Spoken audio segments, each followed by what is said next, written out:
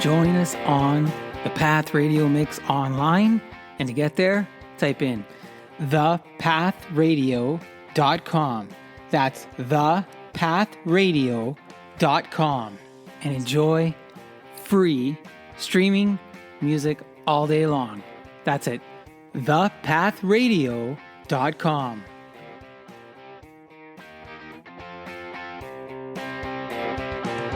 All right, now let's get to the main show, the Monthly Social Podcast, with me, your host, Guido Perino, as you go on with Guido.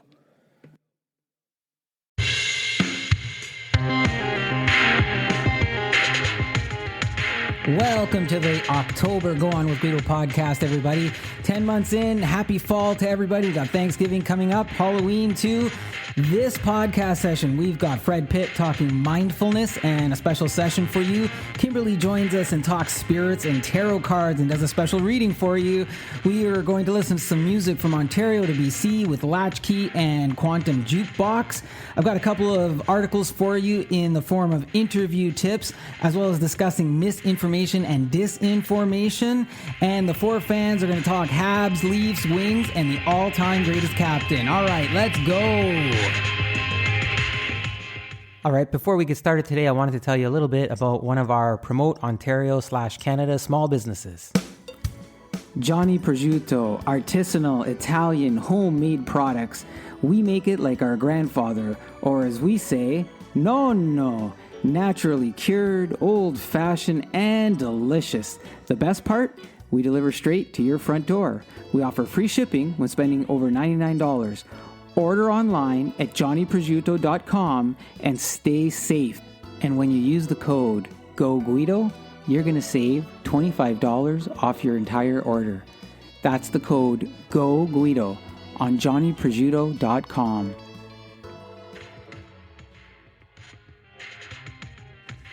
I'd like to welcome to the podcast a mindfulness coach, a former CIO, and executive with over a quarter-century experience, Fred Pitt. Fred provides mindfulness coaching through his service called Mind the Gap. And we'll talk more about that and the website, mindthegap.ca. But for now, I'd like to say, welcome to the show, Fred. Thanks for being here on the Go On with Guido podcast. How are you today? Hey, Guido. I'm great, thanks. And thanks so much for having me on here. I love what you say. A quarter of a century of experience makes me feel really old. It's experience. It's experience, right?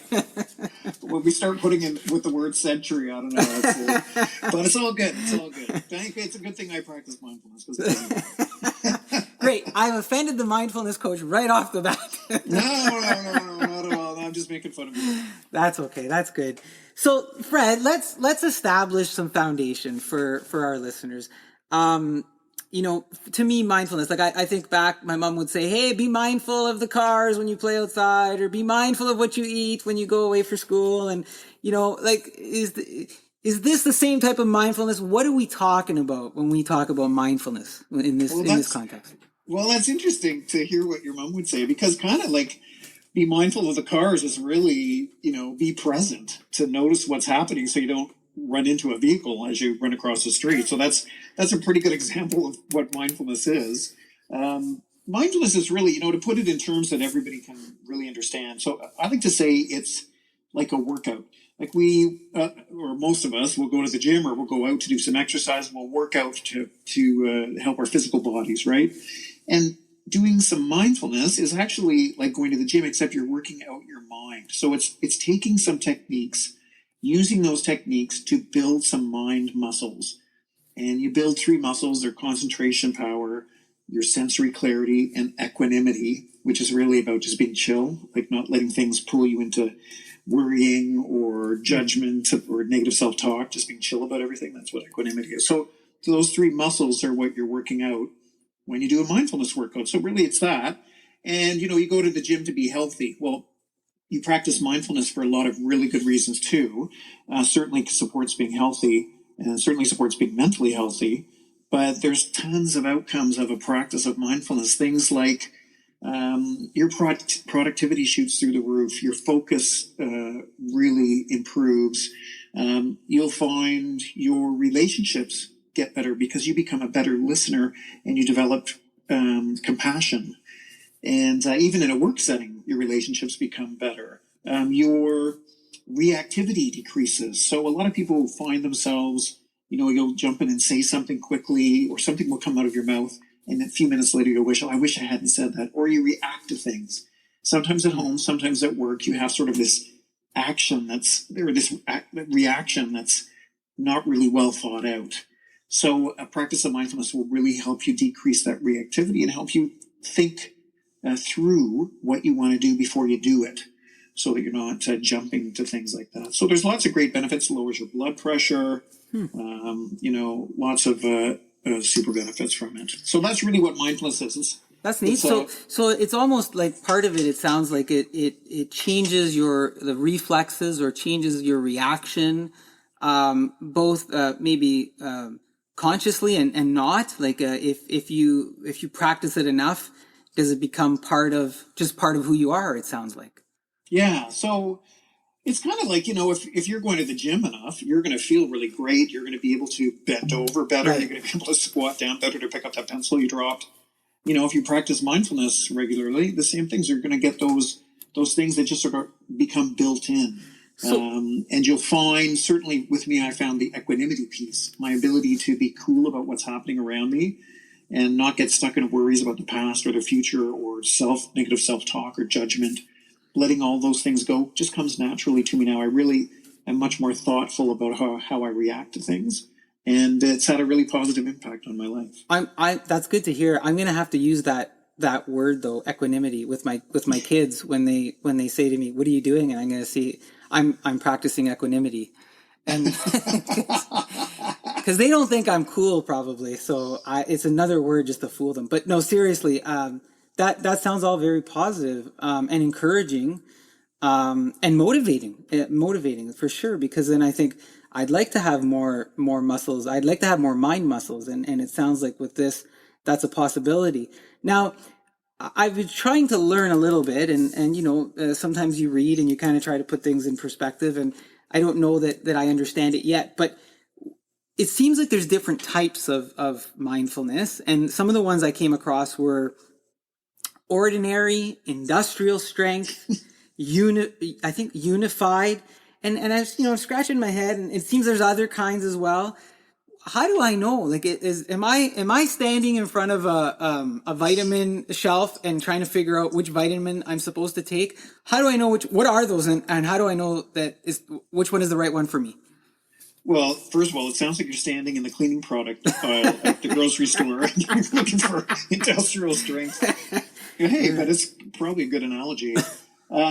So yeah, there's mindfulness comes from a whole bunch of different places. So a lot of mindfulness comes from a Buddhist tradition. Okay, the Buddha had a lot to say about mindfulness, but other traditions, in Christianity, there's been mindfulness. In Islam, there's been mindfulness.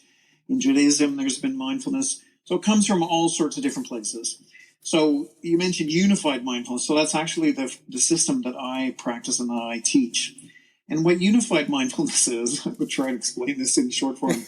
It's created by a guy. His name is Shinzen Young, and his real name is Steve Young, but he was ordained as a Japanese Buddhist monk, so his name became Shinzen. But he's actually a Jewish guy from Los Angeles. He's in his 70s now. I think he's about 77. Yeah. And he's a pretty cool individual. Like when he was a kid, he was really into, his best friend was Japanese. He was really into Japanese culture. His friend's family took him to the movies one day, and I guess there was some ninja stuff going on, and he got totally enthralled by all this and convinced his parents to actually send him to a Japanese school in Los Angeles. So as a kid, he was brought up in LA, and learned all things Japanese, and then ended up, in his journey, ended up over in Japan studying at college, university, and decided to write a thesis on mindfulness, and thought, well, okay, I got to go talk to an abbot at a monastery to find out how this works. So he goes to this one that was quite famous and asked if he could interview him, for his thesis. And the abbot said, well, I can't really tell you how this works. You're going to have to become a monk to do it. So he did. He joined the monastery, wow. Became a monk. And anyways, the rest is kind of history. So he's had an incredible career. He's a math guy. He's nuts about science and math. Actually, right now, he's a scientist at the University of Arizona, and he's on the faculty there, and he's running experiments on the brain, specifically the basal ganglia, using ultrasound to monitor the effects of a mindfulness practice. So some really interesting stuff came out of there. But so Shinzen's a cool guy. His mind is very much the mind of a mathematician. So he likes things in charts, quadrants, things like that, so that everything is understandable and there's step-by-step approach to stuff. So what he did is he took almost every tradition of mindfulness that there is, and he put it all together into one framework called unified mindfulness.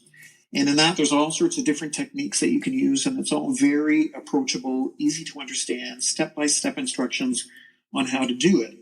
And one of the main outcomes of a practice of mindfulness ultimately is happiness, for you to become happy, and to continue that as you continue your mindfulness practice. So he's actually developed, the periodic table of elements that we had in high school. Yes. So he's created a periodic table of happiness, and it grids all of the levels of happiness you could have throughout your life, depending on the maturity of your mindfulness practice. And it's it's unbelievable to see this thing. It's so cool.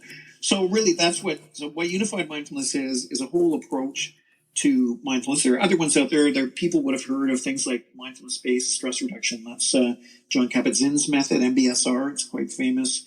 There are other folks out there. Sharon Salzberg does a lot of loving kindness, mindfulness. There's all sorts of different approaches to this. So this is just Shinzen's approach. But what got me when I first was introduced to it, I went to a retreat that he was doing down at the Carmelite monastery in Niagara Falls. Right. And I found it's the first time that I really understood the steps of what I was trying to do. Before I did that, I would, sit and be told, okay, concentrate on your breath and we'll check in with you in a half an hour. And it was like, okay, I don't really know what I'm doing.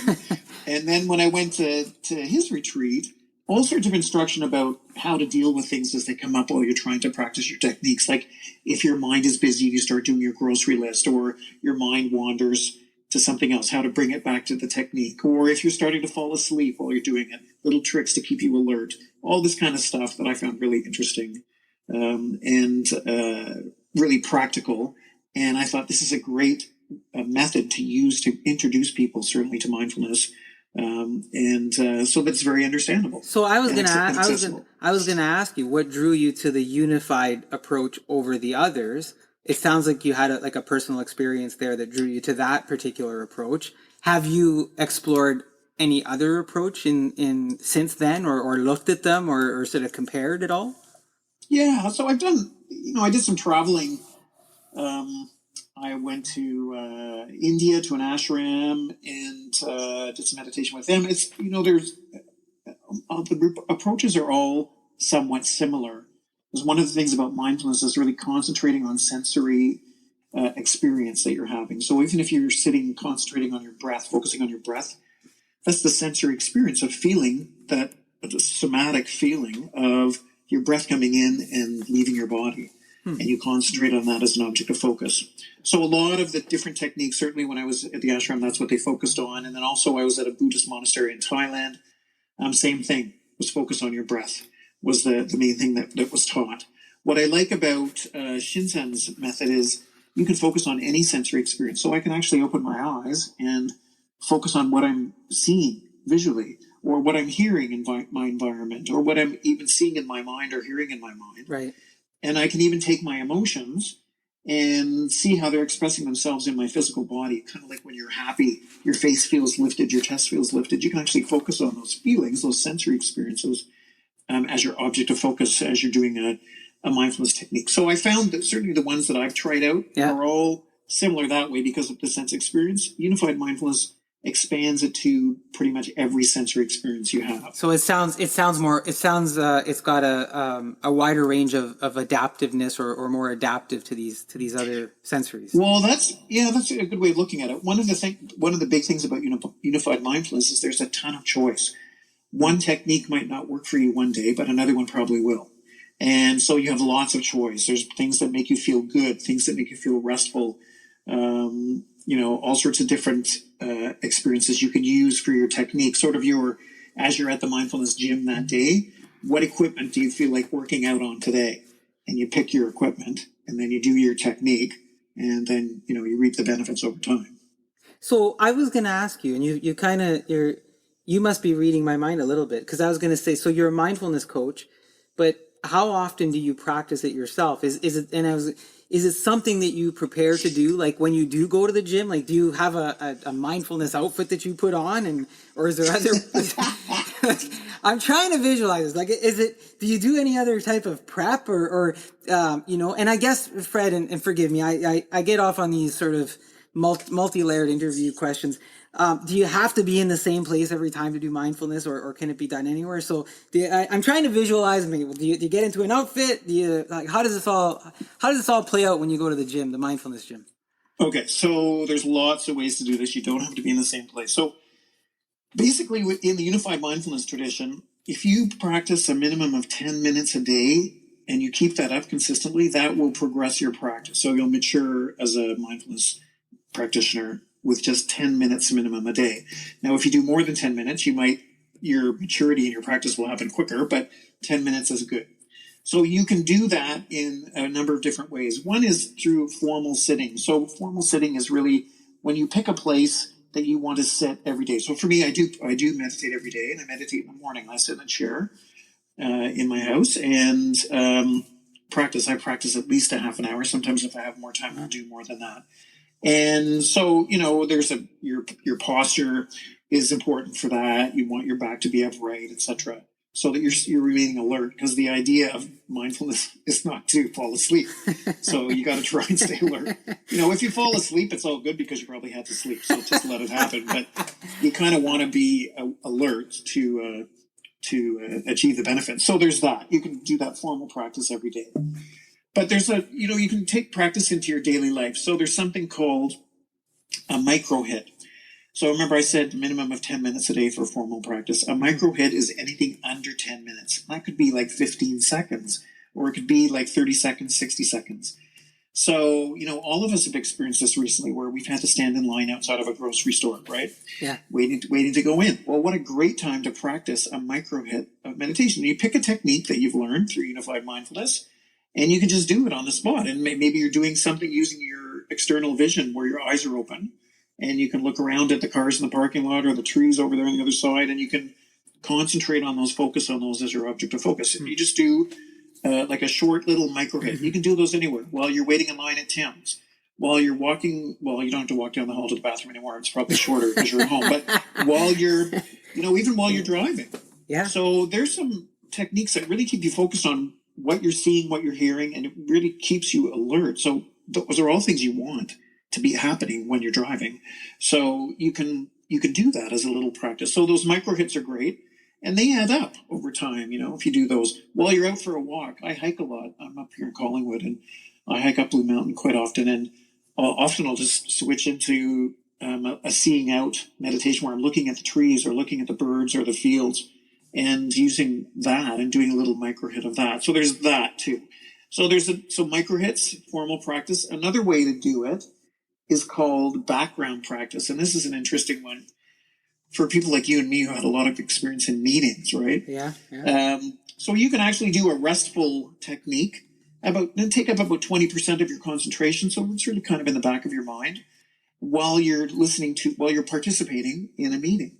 So the meeting is taking up about 80% of your concentration, where the background practice is going on in the background. You're going to slip in and out of it. After a few minutes, you're going to realize, I forgot that I was doing it, and maybe go back into it. But that happens. But yeah, it's a great way to do it. You're doing a little micro hit of background practice. Background practice can be as long as you want or as short as you want. But that's something you can do while you're listening to a concert. All sorts of ways you can do a background practice. So yeah, great ways to do mindfulness in daily life, as well as formal practice. You don't have to wear anything special. You don't have to look funny. You can, if you want to light a candle, you can do that if that works for you. If you want a little vase in front of you with some nice flowers, whatever works for you. Does music? And you can sit like you can be on a cushion. There are special kneeling benches for meditating that help keep your back posture in a great shape, or just sit in a chair, or like while you're walking or sitting driving. Does music play into it at all, or? So you can use music for certain techniques. Huh. So, for instance, there's a technique called feel good, which really gets you into a feel good emotional state. And then how that manifests physically in your body, that physical manifestation of that emotion is what you focus on. So you kind of trigger it with some music. So here's a good one. So the way I trigger feel good is I think of a performance that I've seen on YouTube like a million times. Aretha Franklin singing You Make Me Feel Like a Natural Woman at the Carole King honored award or something at the Lincoln Center in New York. And it is the most fantastic diva performance I've ever seen. Like, she just kills the song. And she's got this huge mink coat on, her fur coat, and in the middle of the final like bridge, she drops it on the floor and the audience goes wild. It's like she just milks it, and she's just so perfection at it. And it makes me feel so good watching that performance, and my whole body lightens up. Like, my chest will lighten up, my cheek muscles lighten up because I'm smiling so much. And I can actually, the glow that creates, I can focus and concentrate on that until it fades. And that's a feel-good meditation technique that's cool. used music. That's cool. And you have awareness that this is all happening. So that's pretty cool. Yeah. So that's neat. So I don't have to dress in sweatpants or do any of that, and I can kind of do it. And you gave us some really good examples of the different places and some of the techniques and types of things. Now, Fred, I usually ask guests something along the lines of, look, is this what you wanted to be when you grew up, and how did you get here? Now, in your case, we've talked earlier, and I won't mention the years again, but you've been an executive in the private and public sector. So obviously this wasn't for your first career base, but that being said, at some point in your career, something pulled you towards mindfulness. And I know you've talked about that one event that you attended.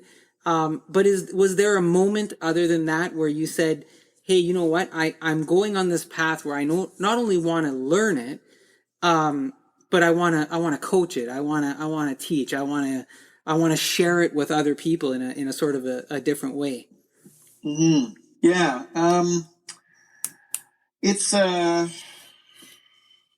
I was just going to say. So, you said for a point in time when you thought, oh, this is what I want to do. And I got to say, so I'm 62 now. I was just saying to my cousin tonight, I still don't know what I want to do when I grow up. It's like you just keep trying everything out and see what you like. But yeah, so that's an interesting question, Guido. So I certainly, working as an executive, I found challenging, and took a hit on my ego, which was like in full bloom at the time, and so I actually looked for something to help me cope with my job. Because I just wasn't healthy, and the stress was getting to me. It was affecting me in all sorts of aspects of my life. And, I took myself to a yoga retreat in Hawaii thinking maybe if I do some yoga, that's going to help me calm down. And when I was at that yoga retreat, luckily I was introduced to mindfulness. So that's kind of how I came to it. But it's, it was that job was what I was doing at the time that I discovered mindfulness. But it's really a lifetime of stuff that builds up, I think, and ends up resulting in people going on journeys of self-discovery. That's probably the best way to put it. And I think probably a lot of people do that, and they start to look into themselves, start to understand themselves better as a person, and that's sort of how they got to where they were. So, yeah, I think that certainly found it when I was working as an executive, because that kind of pushed me over the top. But it would have been, I really wish I would have understood what mindfulness was all about when I was a kid and learned it back then. I think I would have had a different perspective on how to react, right, and how to deal with the stuff that was coming up in my mind around negative self-talk. I would even say some self-loathing, some certainly worry and anxiety and all that stuff. A mindfulness practice helps you manage that and work your way through that to give your mind a break and let some resilience build in it, right, and help you out. So, yeah, so it was about that. And then, when I met Shinzen at that retreat in Niagara Falls, that's when I knew oh, this is for me, and this is what I want to do when I grow up, or my next phase of growing up, at least, which I'm in now, and here I am doing it. Yeah. So it all started. It's, and you're right. The negativity can snowball, but it all started on the Big Island. It sounds like in Hawaii, with when you were kind of doing the retreat thing, and obviously snow melts in Hawaii, and then you came back and you had your experience in Niagara. Now, if someone else wanted to do this, like if somebody else said, hey, this sounds really neat, I'd like to someday be a coach. Is there, and forgive me, is there, like, do you go to school? Like, is there a program? How do you, or is it like, you have to achieve certain levels, and somebody tells you, yeah, how does one go about doing that? Like, well, it's a good question. There's all sorts of different organizations that are teaching mindfulness and teaching teachers. The one that I studied with is unifiedmindfulness.com. And they have a great, even if you don't want to teach, they have a great introductory program that's free, actually, and it's online. And it's at unifiedmindfulness.com/core, CORE. And that's the name of their sort of introduction fundamentals course. Okay. It's a self-guided e-learning program. It's pretty cute how they've done it up, and teaches you the fundamentals of getting going.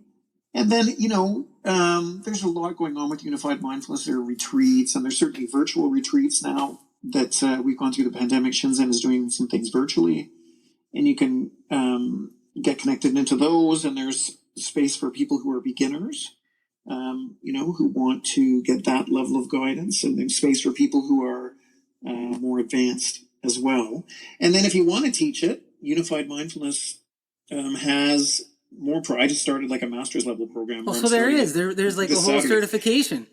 Yeah, there's certification. So there's a number of courses. I think I'm doing the top level. So I think it's been 3 or 4 courses now to get up there. But great, it's a really great framework of teaching people how to teach and how to coach people on this. Because there's some real subtleties in the way you have to understand how people are reacting to stuff and help them, dig into some stuff that's coming up for them. So they do a great job of teaching teachers at unifiedmindfulness.com. So I get no remuneration from them for saying that. So it's okay. I always mention all sorts of I'm dropping all sorts of product brands when I do the podcast because I'm thinking, hey, maybe they'll listen and say, hey, yeah, we'll send you a case of, something, or I don't know, whatever it is.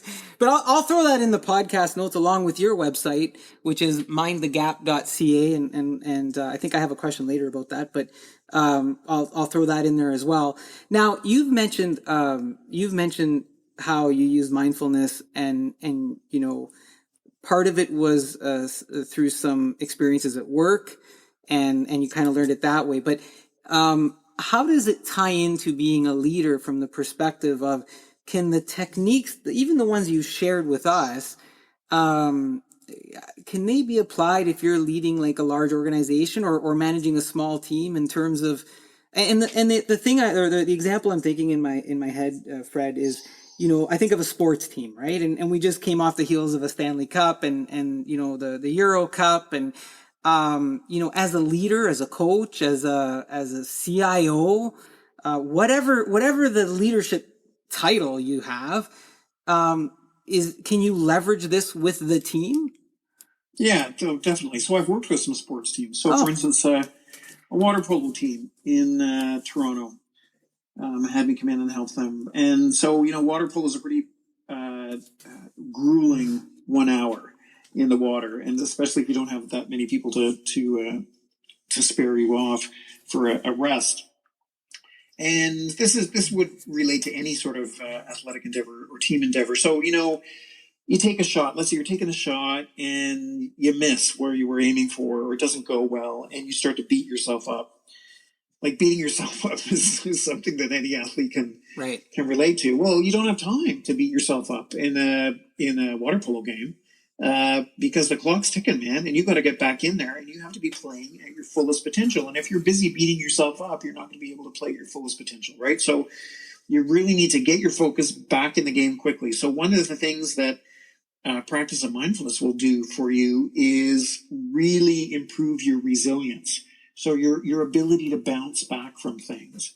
you'll be able to shrug that off much more quickly. So, now you got to practice this regularly over time to get to this point. But let's say you're out of the water for like a 30-second or 60-second break. We'll do a micro hit of, there's a technique called feel rest, which really will slow down your heart rate a bit and calm you down and take your mind. It certainly takes your mind off of the worry and judging yourself that's been going on there, and lets that go and gets you into a much more focused, what's happening right now place to get back in the water and do your job. So that's applicable to any sport, certainly, where you have to get back in. I know, was it Bianca Andreescu, the Canadian tennis player? Yeah. She uses mindfulness. It's been written up. I'm sure a lot of pro athletes use mindfulness. Some big sports teams. I know a coach that certainly works with the Toronto Marlies, but I know the Seattle Seahawks, some of the big teams in the States are all using mindfulness because it's a really great way to improve your performance levels and stay present, stay in the game. Don't let your mind go to places that are not going to be helpful for you to be successful in that game. So obviously transferable to the office then. Well, hugely transferable to the office. So resilience. So like, how many times have you heard change management over your career? And everybody talks about change management, and there's this technique for change management. It's like, oh, well, okay, let's can we deal with change and just do it? So like a mindfulness practice will really improve your resilience. So your ability to bounce back from any change, your ability to deal with overwhelm that's happening from this pandemic and all the things that come out of the pandemic, like where you work, how your team relates, yada, yada, yada. So your ability to calmly approach that and assess it without getting lost in worry and stress is huge. So lots of change is happening in the office place today. And so your resilience to be able to deal with that change and get back in there quickly. It's like, okay, I've got the change. I'm going to notice what's happening, but I'm going to deal with it and get back into it positively and move forward in a positive way for myself. In a team situation, like for project managers, I've actually done some e-learning modules. It's on projectbytes.com. They've got these 20-minute e-learning modules for project team members and project managers. So it's like an e-learning website. And I was teaching mindfulness for people on projects. So you have to deal with changes all the time on a project. Your sponsor calls you yet again with another change. And you just want to shoot yourself, right? Well, don't shoot yourself. Do a little micro hit of mindfulness and feel good about get back in the game. And it's whatever, you just got to keep moving on, right? And from a relationship perspective, how you deal with team members, how you deal with people in your unit at work, and how you lead them. It really improves your relationships. You become a much better listener. You build compassion. Your reactivity decreases, right? So you're much more approachable.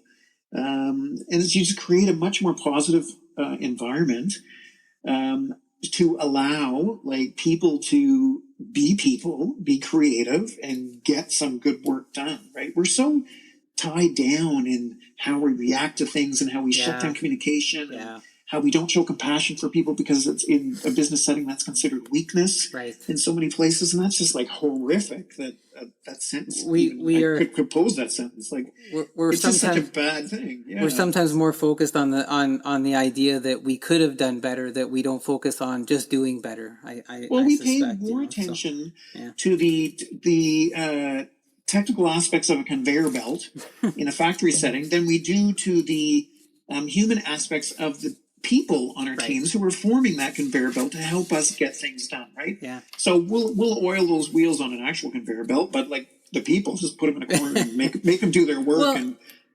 So staying on track with that, Fred, and with other benefits of mindfulness, I was doing some reading, again through a bit of a personal interest, that there's been some research on mindfulness based tinnitus stress reduction. Now, tinnitus is I don't know if you're familiar with it. It's a condition that impacts over 260 million people. I was surprised to find that out globally.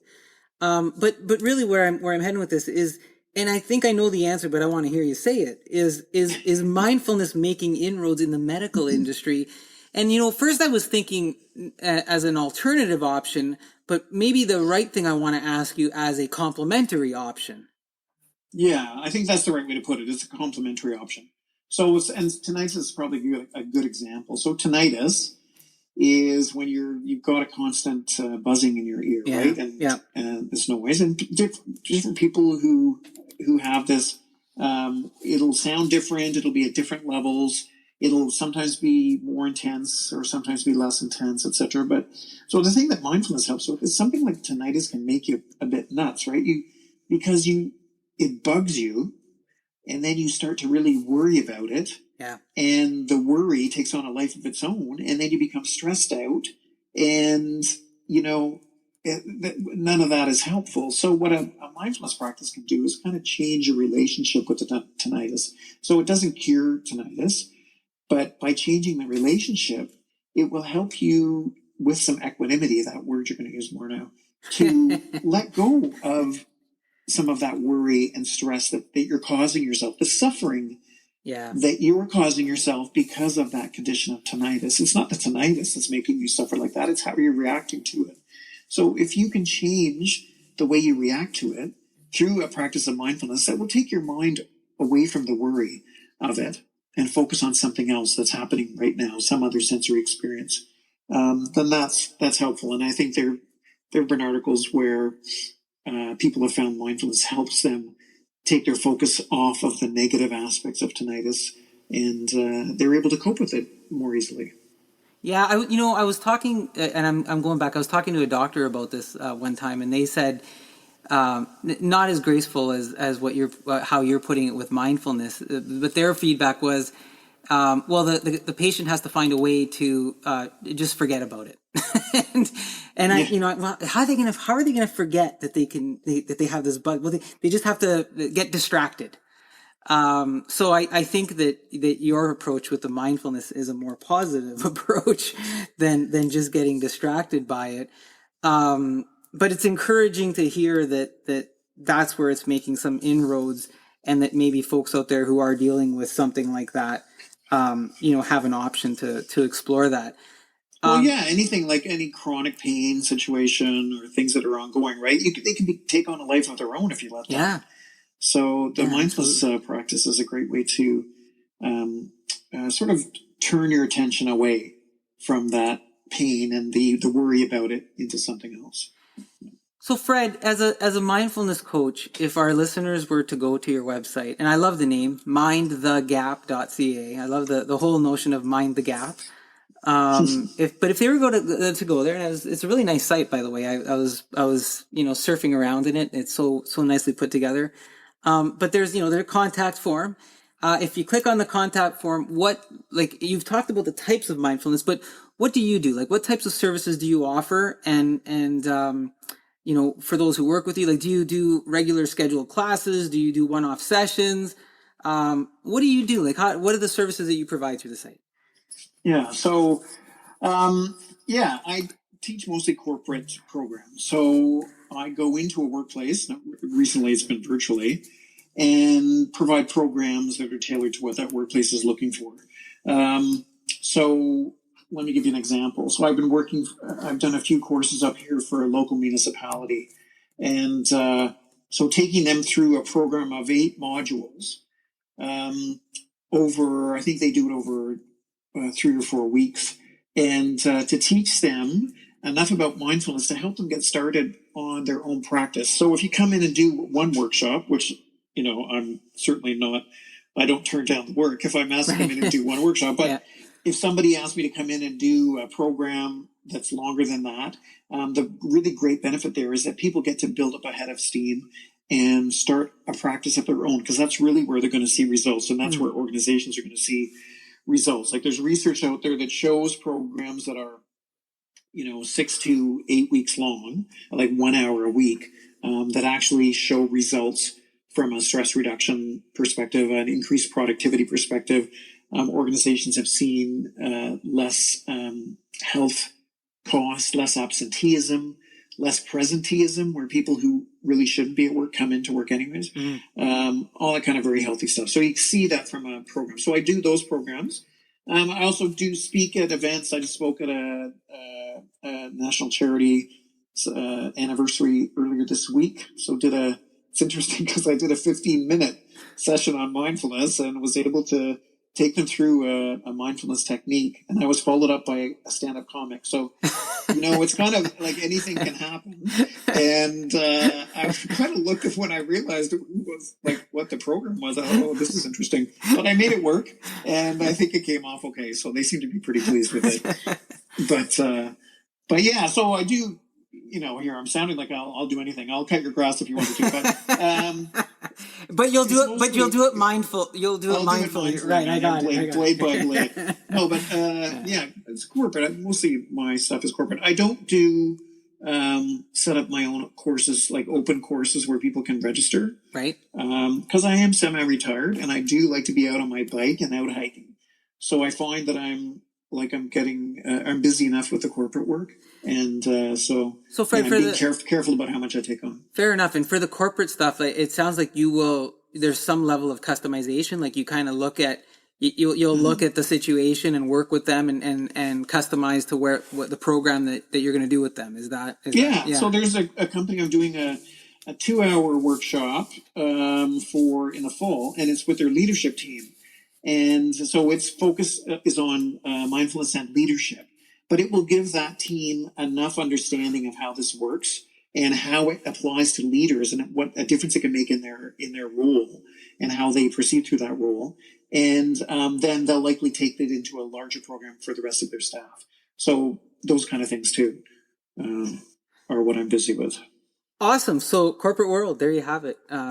Getting mindful with Fred. Now, Fred, you've said that you're going to do a little a few minute session with us here where I'm going to be quiet and you're going to lead the listeners and they could do a session of mindfulness with you. Are you still up for that? Yeah, okay. For sure. Yeah. So before we do that, I do want to thank you for doing this. This is really informative and fun.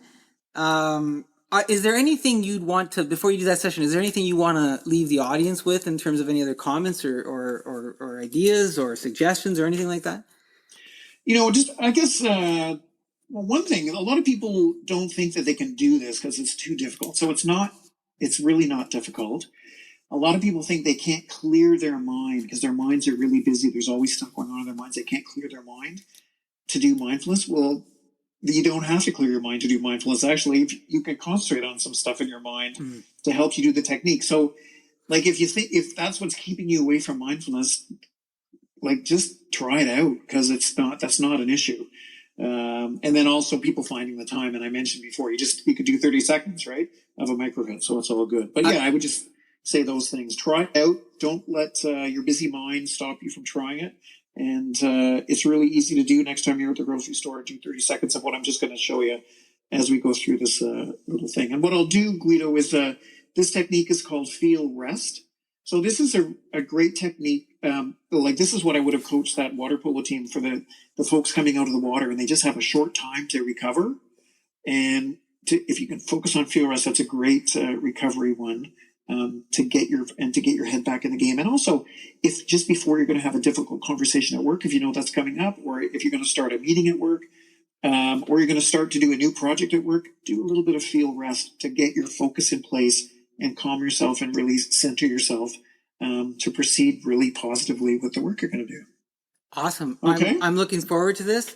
I'm gonna be quiet and probably participate on this end, and I'll meet you on the other side, Fred. So hey, cool. Go for it. And for those listening, this is your chance. Like you're here, try it out. Here we go. Yeah, let's give this a shot. Okay, so we're gonna do this technique called Feel Rest, and like I said, it's a restful technique. You can't figure that one out from the title, and it's gonna help you relax. So. Now, but you got to remember the object is not to fall asleep unless that's what you're trying to do. This is also not a bad one to do as you're lying in bed and you can't sleep. I kind of use it sometimes in the night when I wake up. So for now, though, you're probably all sitting in a chair. So just sit with your back in an upright position as much as you can. Don't put yourself in a position where it hurts, but you want to invite your back to lengthen towards the ceiling. It's kind of a nice way to think about it. And invite your shoulders to relax and your facial muscles to relax. You can have your eyes closed for this. Probably the easiest way to do it. You can keep them open if you want, but let's say try and close them. And I'm going to take you through a little body scan. And what we're going to do is focus on restful feelings in our body as we go through this scan. And like any of these that we try out, you can use later on your own. We're going to go through by clenching and relaxing muscles. And it's easy to do this on your own. And then also another thing that you can use. So we're using sensory experience as our object of focus. So when our muscles are relaxing, we're going to feel that. You can also feel your exhale. If you want to focus on that, that's a great one to use for this technique. So let's give it a shot. And how you do this is I'll ask you to clench a certain muscle and then you'll release it. And I'll get you to focus on that feeling, that relaxing feeling for a few moments. Really concentrate on it. We're going to actually say the word in our minds. We're going to say the word rest when that happens. That's a label. And then let it go and repeat. So just follow along. It's easy to do. I'll help you through it.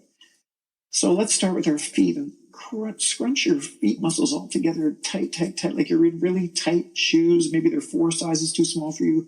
Squeeze your feet tight, squeeze them tight, and then let them go. And oh, what does that feel like in your feet? That really amazing, relaxing feeling. Concentrate on that feeling. Say the word rest to yourself. Hold your concentration for a few moments on that feeling. Let it go. And then we're going to repeat the technique, but we're going to move up our legs to our calf muscles. Squeeze your calf muscles tight. Squeeze them tight. Your calves and shins. Hold them tight, and then let them go. And really concentrate on that relaxing feeling by letting those muscles go. And you say the label rest. Hold your concentration for a few moments, maybe 3 seconds. Let it go.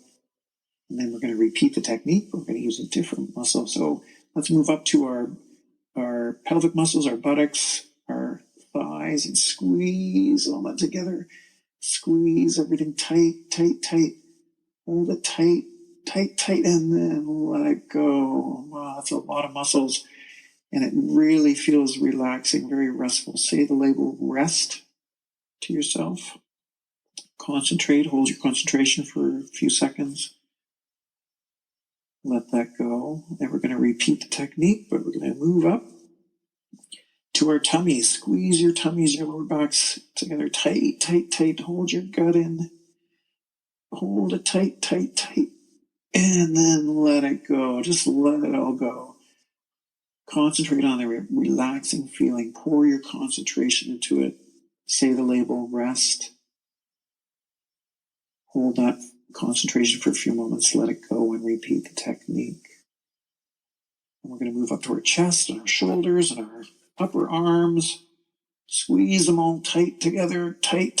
Hold those muscles together. Tight. And then let them go.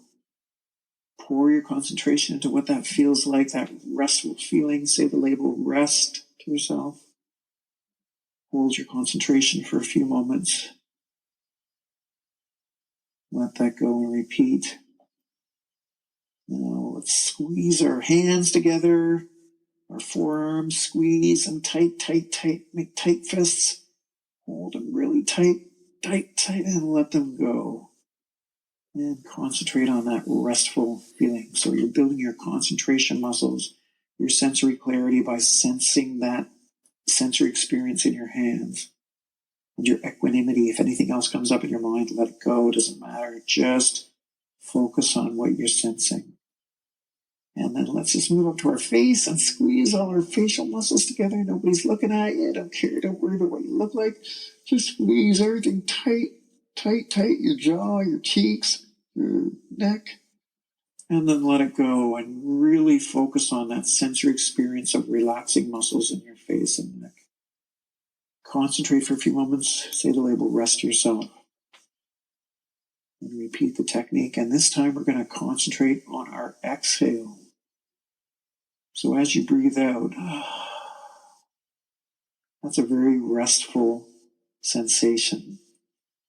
On your exhale, concentrate on that. Say the label rest. Focus on that till you're finished exhaling. Let it go and repeat.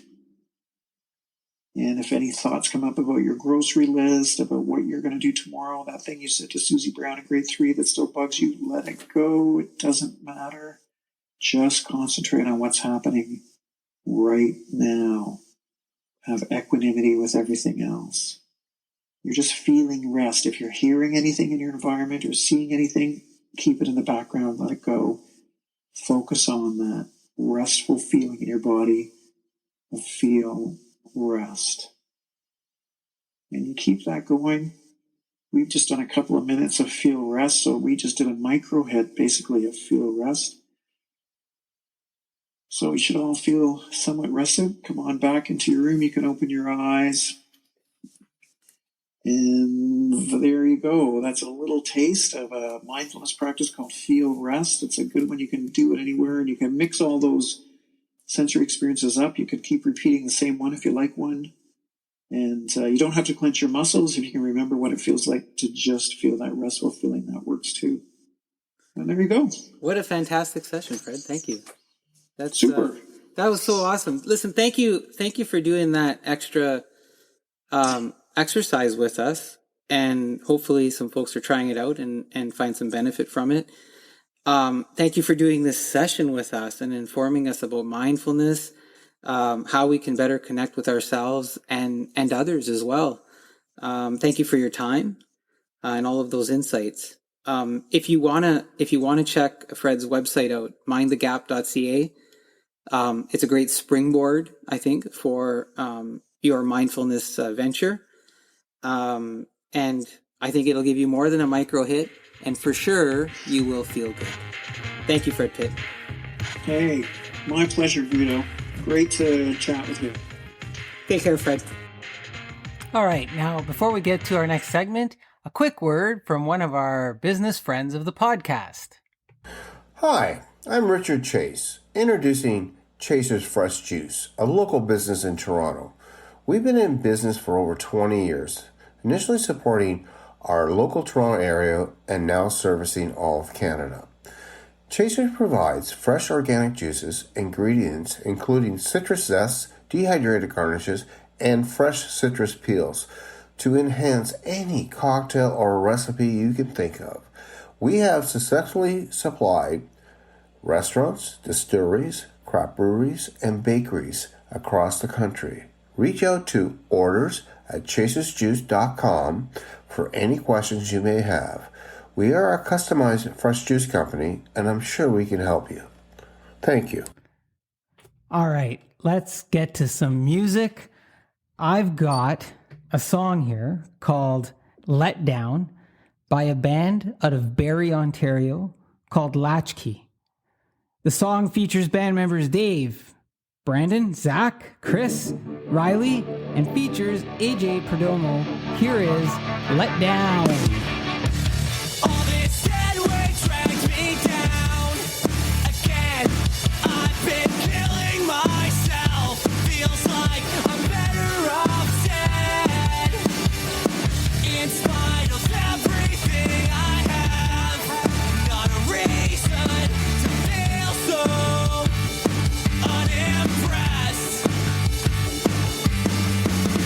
I wish I was asleep right now.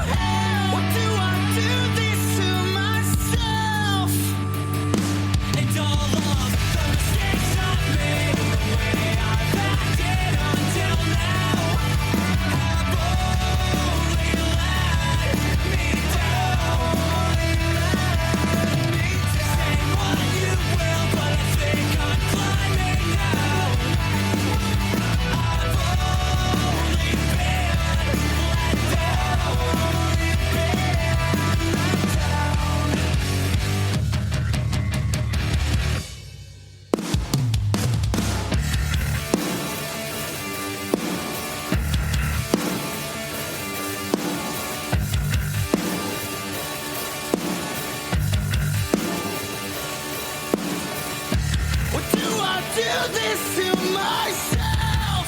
I've been dropped to hell. Or do I do this to myself? Or do I do this to myself?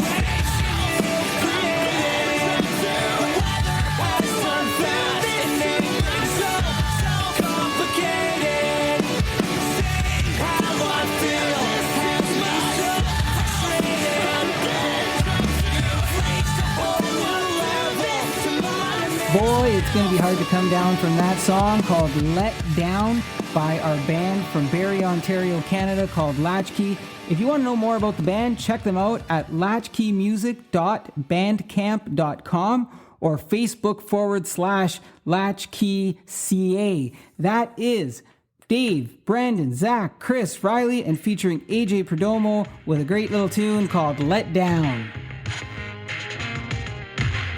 Okay, we've come to the part of the show where I usually share with you a personal story or an article or essay that I've published. Today's is called The Other Side of the Interview, Employers Need Help Too, and it's available for you to read as well at guidoprano.com under the blog section. This really focuses on 5 simple recommendations on your path to hosting better interviews that will leave a positive impression on the candidate and you in a better position long term. They might also land you a resource that you actually need. Candidates can benefit from these recommendations too because it just might help them find their true self in an interview. And there certainly is a lot of opportunities out there given the turn of the pandemic and organizations looking for help. So let's get to the article. The Other Side of the Interview. Employers need help too. All too often, the interview process can be rushed, the questions not quite aligned to what's needed for the organization, the focus of the evaluation misguided by external events, policies, compromised emotional intelligence, unnecessary disruptions of perceived greater importance distracting the process end to end, and a possible desire for perceived perfection of a candidate that challenges the journey and the results. See, it's not always the candidate's fault that maybe the employer can't find what they're seemingly looking for if the employer isn't either clear on what they're looking for or the decision is being impacted by elements that aren't relevant to the need for their selection. Yes, there are many considerations in that theory that those too proud in the way things have always been done will want to conveniently dismiss. If you're one of those employers, these recommendations probably won't work for you because you'll read them from a glass half empty perspective, looking for ways not to do them. Still, you'll probably read or listen on because you just don't want to miss out. Either way, if there is a capacity to at a minimum consider the possibility that the interview experience could be mutually beneficial, then please indulge yourself and find ways to make the recommendations better or even customized to your organization or hiring situation.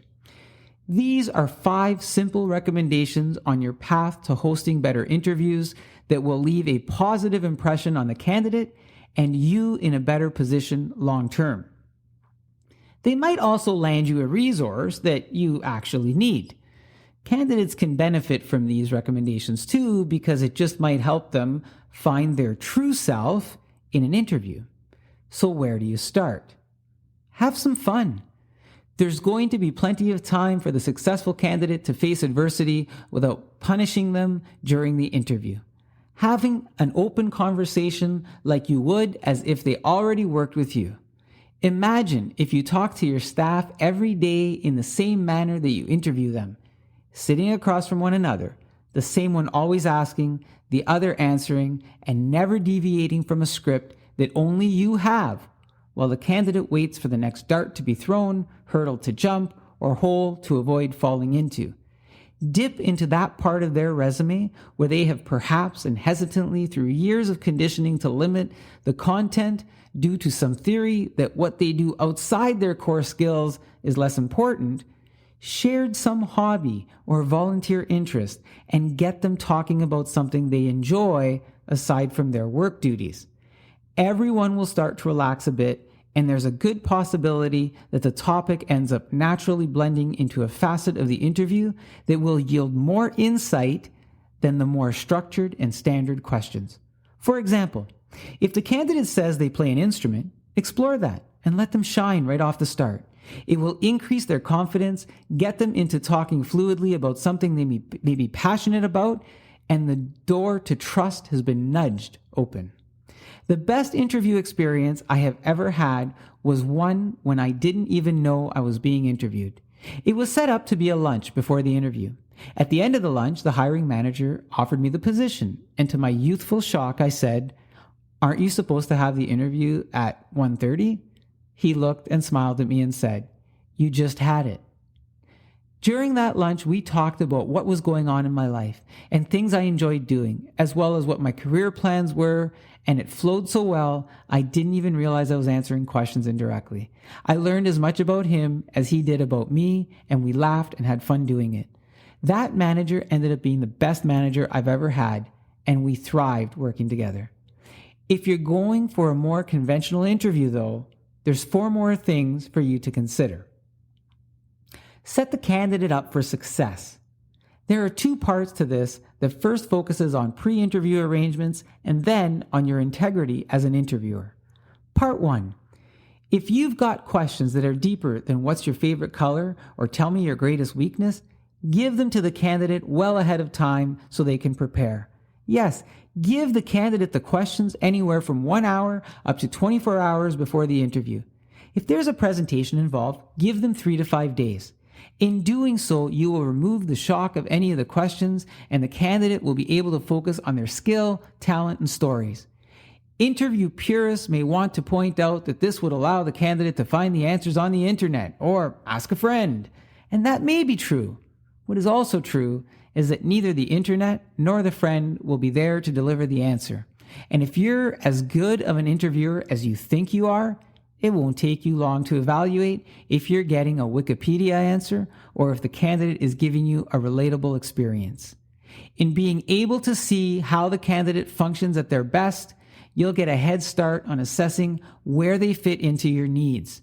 You'll also get insights into their preparedness skills. Part 2. Build an interview pool of candidates that you're willing to consider hiring. While from candidate to candidate, they may not be aware that you're interviewing 9 other candidates for one position, your engagement, enthusiasm, body language, and other signs will emerge throughout the interview process, possibly impacting the performance of the candidates, especially if you're quota filling.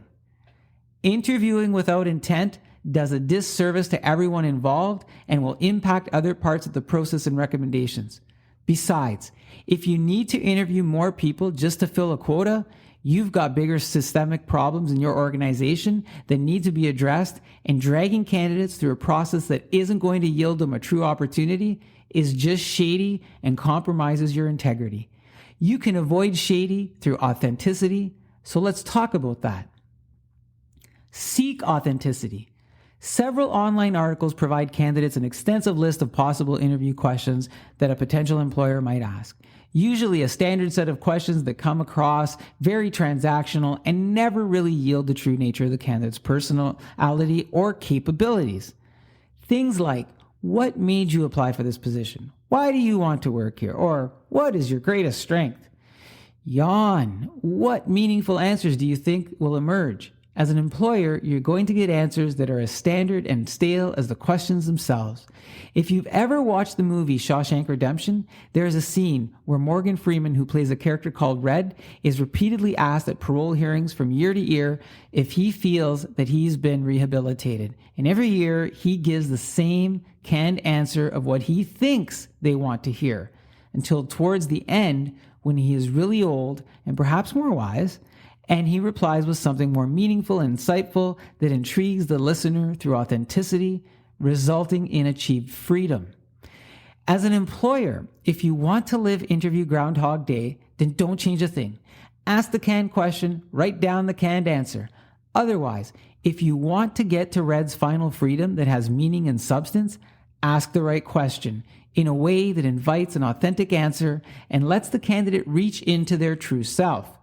To do that, you must ask questions in an environment and manner that communicates bidirectional trust, which most employers will find difficult to do in a short period of time. To extract true self, you must find your own true self. Celebrate authenticity. Once you've found authenticity, don't look for ways to normalize it. Instead, embrace it. If you have a candidate who is being transparent and giving you more than your standard answers by letting you into their past and present life experiences at work and home, acknowledge it without trying to change it. Have you ever seen one of those workplaces where the team members are generally happy, will work a bit longer when needed without a quip, and maybe answer the phone when they're not at work? Chances are their employer knows more about them than their greatest weakness, and they can have an open conversation about deliverables, communication, strategic and tactical decisions, and more.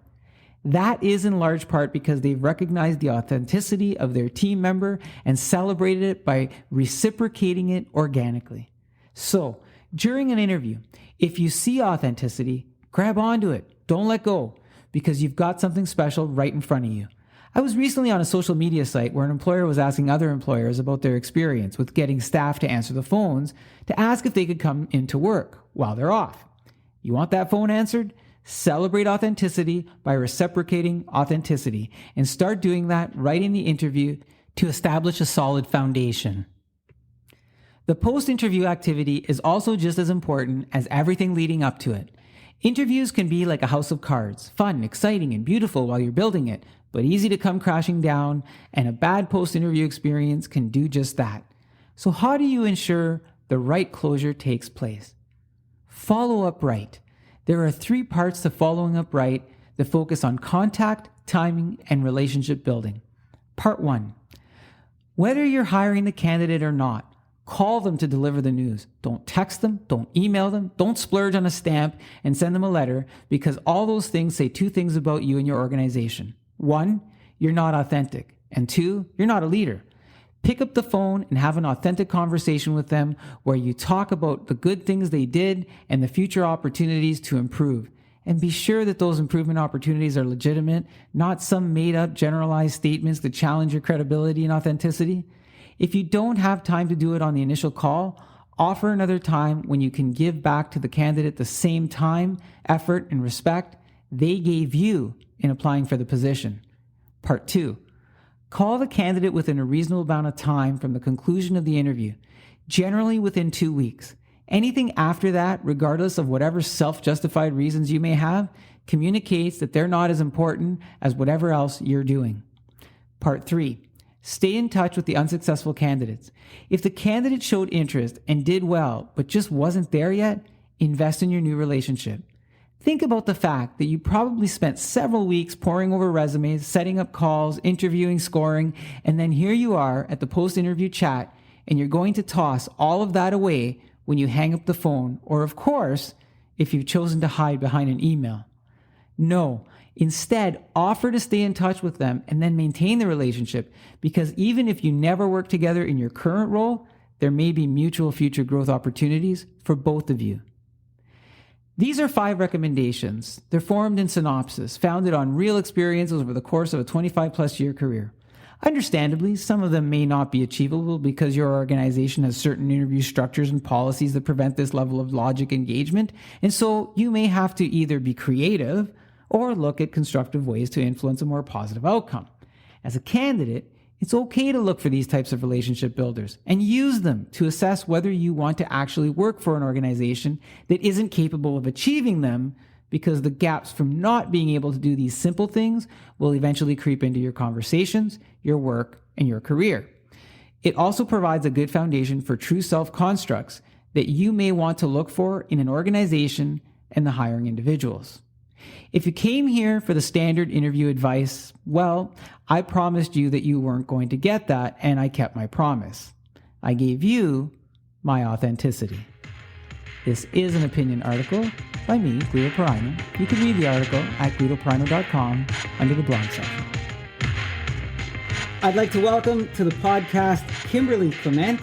Kimberley joins us today to talk about a special gift that she has, a talent, if you will. She's going to talk to us about reading cards, as in tarot cards, and maybe even do a sample reading for us while exploring and helping us better understand the spirit world. Kimberley also hosts a Facebook page called Graceful Guidance that you're welcome to check out, and we will learn more about that on the show today. So thank you for joining us today on the Going with Guido podcast, Kimberley. How you doing?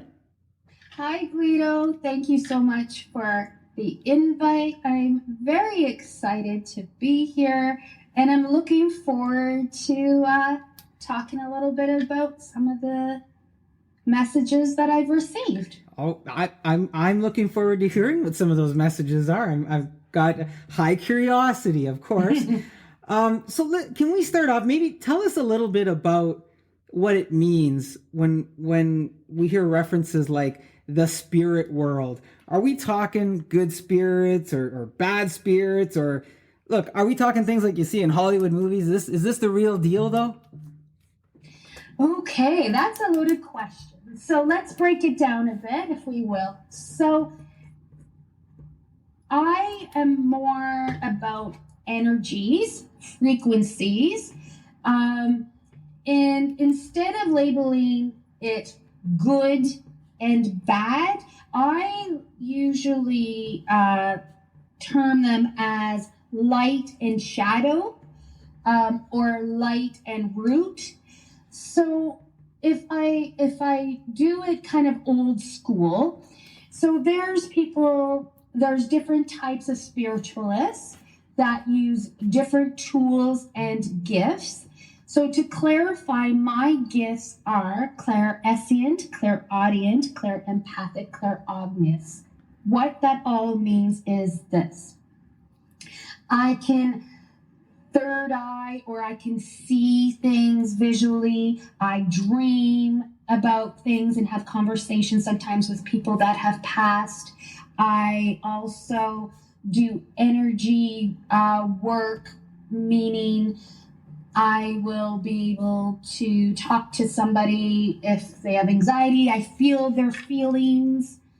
I can also receive kind of messages through music and lyrics, and I use tools like I do tarot cards, that is true, but I also use many other tools. Other tools that I do use is I use like playing dice. I get angel numbers through that, and I also use oracle cards, which are just visuals. They're just images, and I get information from that. I use astrology. I use numerology. I also use if I'm called to certain books, and I just kind of open to the page, and it will tie into the messages that I get. So you don't just have tools; you have multiple toolboxes. It seems when it comes to this stuff, you've named things that I have no idea what they are. What you said something about a third eye? What's a third eye? The third eye or chakras. The third eye is in the middle, and sometimes that is people that can see visions, premonitions, your intuition. A lot of us, or most of us, have intuition. Some people have a greater depth to it. And does the third eye? You mentioned you interpret dreams, or you speak to people who have passed in your dreams. Does the third eye play into that too? I would say yes. I would say that it does. It would mean like my intuition is open enough, or my ability is that when I dream, there are times where people who have passed will enter, say, my dream to extend messages. And then when I come to an awake state, there are times where I'll write in a journal, a dream journal, what was said and etc. And it's proven to be confirmed information. Can I give an example? Yeah. But first, let's take a quick break, and we're going to hear from one of our friends of the podcast.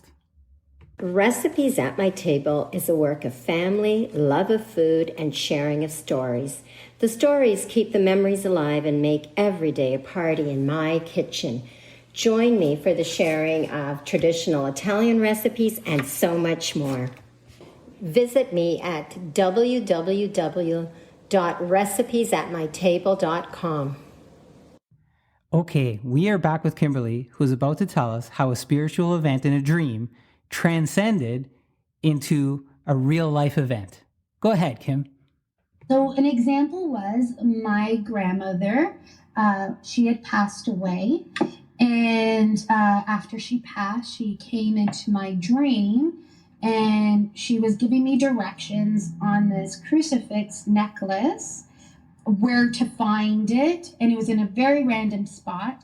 It was in a hamper that contained all of her special Italian linens, and she told me exactly where to find it. And I woke up and I told my mother. We went to her apartment because this is when she just had passed, so her apartment was still full of her items. Right. I went to the said place and found the said item. My mother was very shocked because she believed she had lost it when she was like a child. And this was all communicated to you from your grandma in your dream. Dream, yes, because she had passed. It's that's interesting. So when did you, knowing this, like this event happened, and I'm gonna imagine that other events happened. Mm-hmm. When did you realize that or come to some realization that, hey, you know what, I've got this special gift going on? I will say I was aware I was different as a child. My comprehension of me possessing gifts and not just being a little, Lulu, was later in life. I started realizing, I was telepathic with people that I connect with. Just certain conversations, feelings, people's thoughts. I would just randomly answer questions that they didn't say out loud. Interesting. And did you share this with anybody that this I will be honest, no. As you can imagine, I'm thinking some of your listeners are going, she's weird. Yes, I knew that. And so to be accepted, right, I didn't really speak upon my gifts for a very long time. There'd be glimmers of things like, in my teenage years, I'd be interested in palmistry and, card reading then. And my mom would say, well, your Nonna, she did this with herbs. And your great granny, she read cards, tea leaves, this and that. Right. So she would give little information. But my mother noticed in particular my gifts, and she tried to shelter me by being, you know what, let's not share this with everyone. So But obviously now you're comfortable. You're comfortable with your craft, if we call it a craft, in some respects. I think so. So let me ask, bringing this back a little bit, if someone is inclined to believe, and listen, there may be those who do and those who don't. Of course. When we're talking about spirits, do spirits send signs to, like, obviously you have received them, but do they send signs to just anyone? And, in the beginning I said, well, are they good or are they bad? If someone receives these signs or tries to figure out that, hey, I might be receiving these signs, how do they know that they're light or shadow, or what did you say, light or root, I think were some of the terms that you used. And do they need to worry? Like, I said Hollywood movies earlier. Like, do they get invaded? Do they get possessed? Or like, can you share or have any insights on that sort of stuff? Yes. Now that could be a whole nother podcast, quite honest. Wonderful. Yes, that really could be, and I would look forward to having that. Oh, really? Okay. That frame, yes. But let's really bottom line it for this podcast, and I'll just say this. How you'll know an energy is light or shadow is how you would feel. If you're feeling nervous around somebody or you think they're shady AF, right? That is energy. There's a reason why you're feeling that way. Listen to your intuition. On the opposite, if you feel very inviting and loved and comfortable and you want to share your story, that's a great energy that is being projected from another. And you would feel that.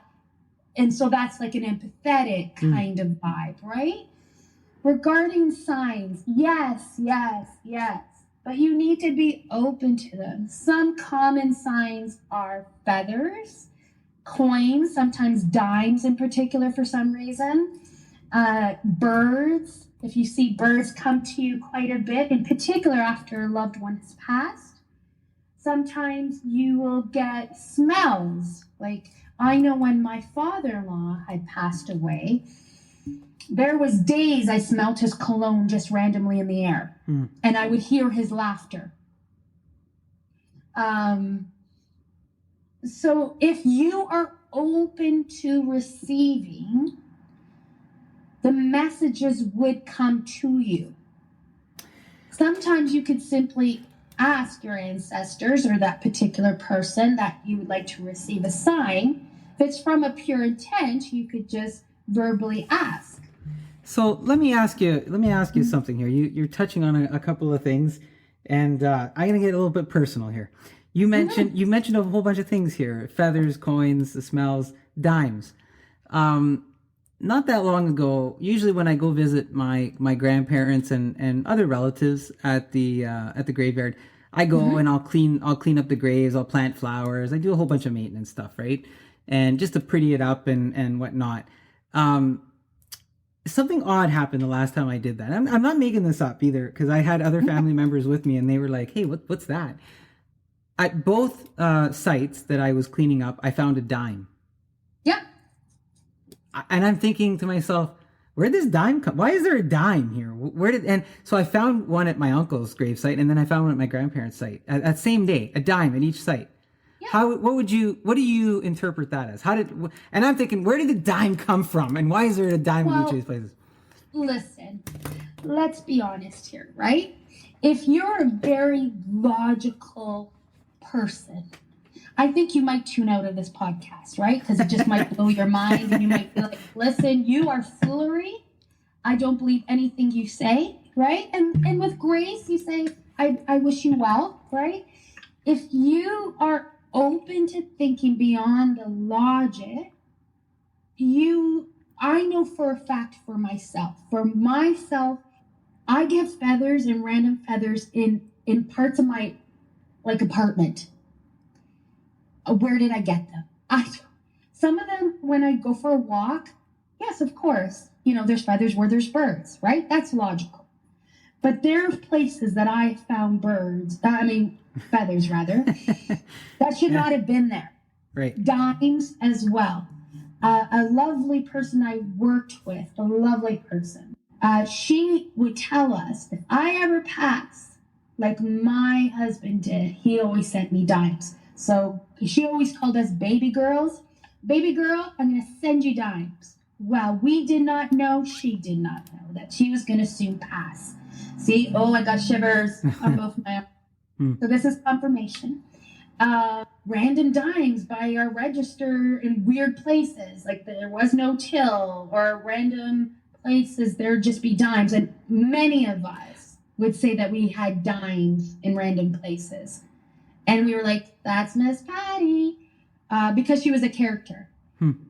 So again, with spirituality, it's like anything. If you choose not to believe, no matter what evidence someone throws you're not going to observe that as evidence, and vice versa, right? Some people don't need evidence. It's what they feel. It's what, that's enough for them. I just invite anybody to just maybe shift your perspective slightly and see if you do see something that maybe you didn't choose to see earlier. Is there significance to the dime? You know what? I know, if you break down numerology, 1 + 0 = 1, and that usually means a new beginning. So sometimes a dime means, hey, girl, I got over here. It's good. Interesting. It's because it's their new beginning. Now, should I, I left the dimes there. Should I have taken them? Did I do something wrong? No. Okay. I actually think you did right leaving the dime. Oh, okay, good. Yeah. Good. I don't always pick them up because usually they're found just randomly like through my apartment and stuff, I'll see dimes and stuff this randomly, and I didn't fling them anywhere. No, like when I was doing this, like I was actually I was digging up the dirt to plant a new flower in each site, and as I'm digging the dirt, this dime comes up in each different. I'm not like people might be listening to this thinking he's making this up, and I'm not making it up. There were really dimes there, and I had some family members with me, and I said to them, check this out. There's a dime here. What's with the dime? So, all right, I'm gonna park the money for a second. So we've been talking about the spirit world and spirituality and some symbols and things like that. Now you told us about some signs that you received through a dream, and some of these signs with feathers. Are there other things, or once you experience whatever sign you experience, you'd always experience the same signs, or would you be inclined to experience other ones as well? That is a very good question. I think it depends I verbally ask for different signs from different people, and I receive those signs from those people. So, for example, my cousin, who I adored, passed away at a young age, and I had asked her, can you please send me, for her it was dimes as well. And then for my papa, I asked for white feathers, because white feathers are not as easy to find as gray and brown. Right. White are a little bit special. So I randomly find white feathers in random places, like not in a park with a bunch of birds. I find them like in my sock drawer. I found one in my purse. I find them when I moved boxes from my house to my new space. So, yeah.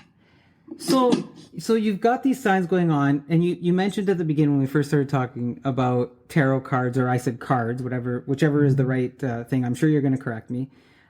How does do cards correlate to this, or how do you work tarot cards and card reading into this? Okay, so I think what I want to just maybe add some clarity is people that have spiritual gifts don't really follow like a template to extend their messages. So, for example, I do use tarot cards, but I'll be honest, I don't use them as my sole message tool. I use them more as a confirmer, a confirmation. I usually just message, and I use, like I said, I use dice. I just get numbers in my head sometimes, and I think that they're dates or they're important, so I'll say it. I throw charms, and that their symbolism was charms. I then supplement it with research. So then, based on my reading, I'll then give a journal prompt for you to ponder on, right, or crystals or essential oils that you may want to help. I add different things. So my flow is going to be completely different, say, from somebody that they use different tools, or they only use tarot or what have you. Everybody has different strengths and gifts. So mine is a cornucopia, really. I do use tarot cards, and the tarot system is they have major arcanas, like they have the suits like playing cards, like jacks, knights, and kings, queens, joker, and then they have like different names for major characters. Again, I could do a whole podcast on that.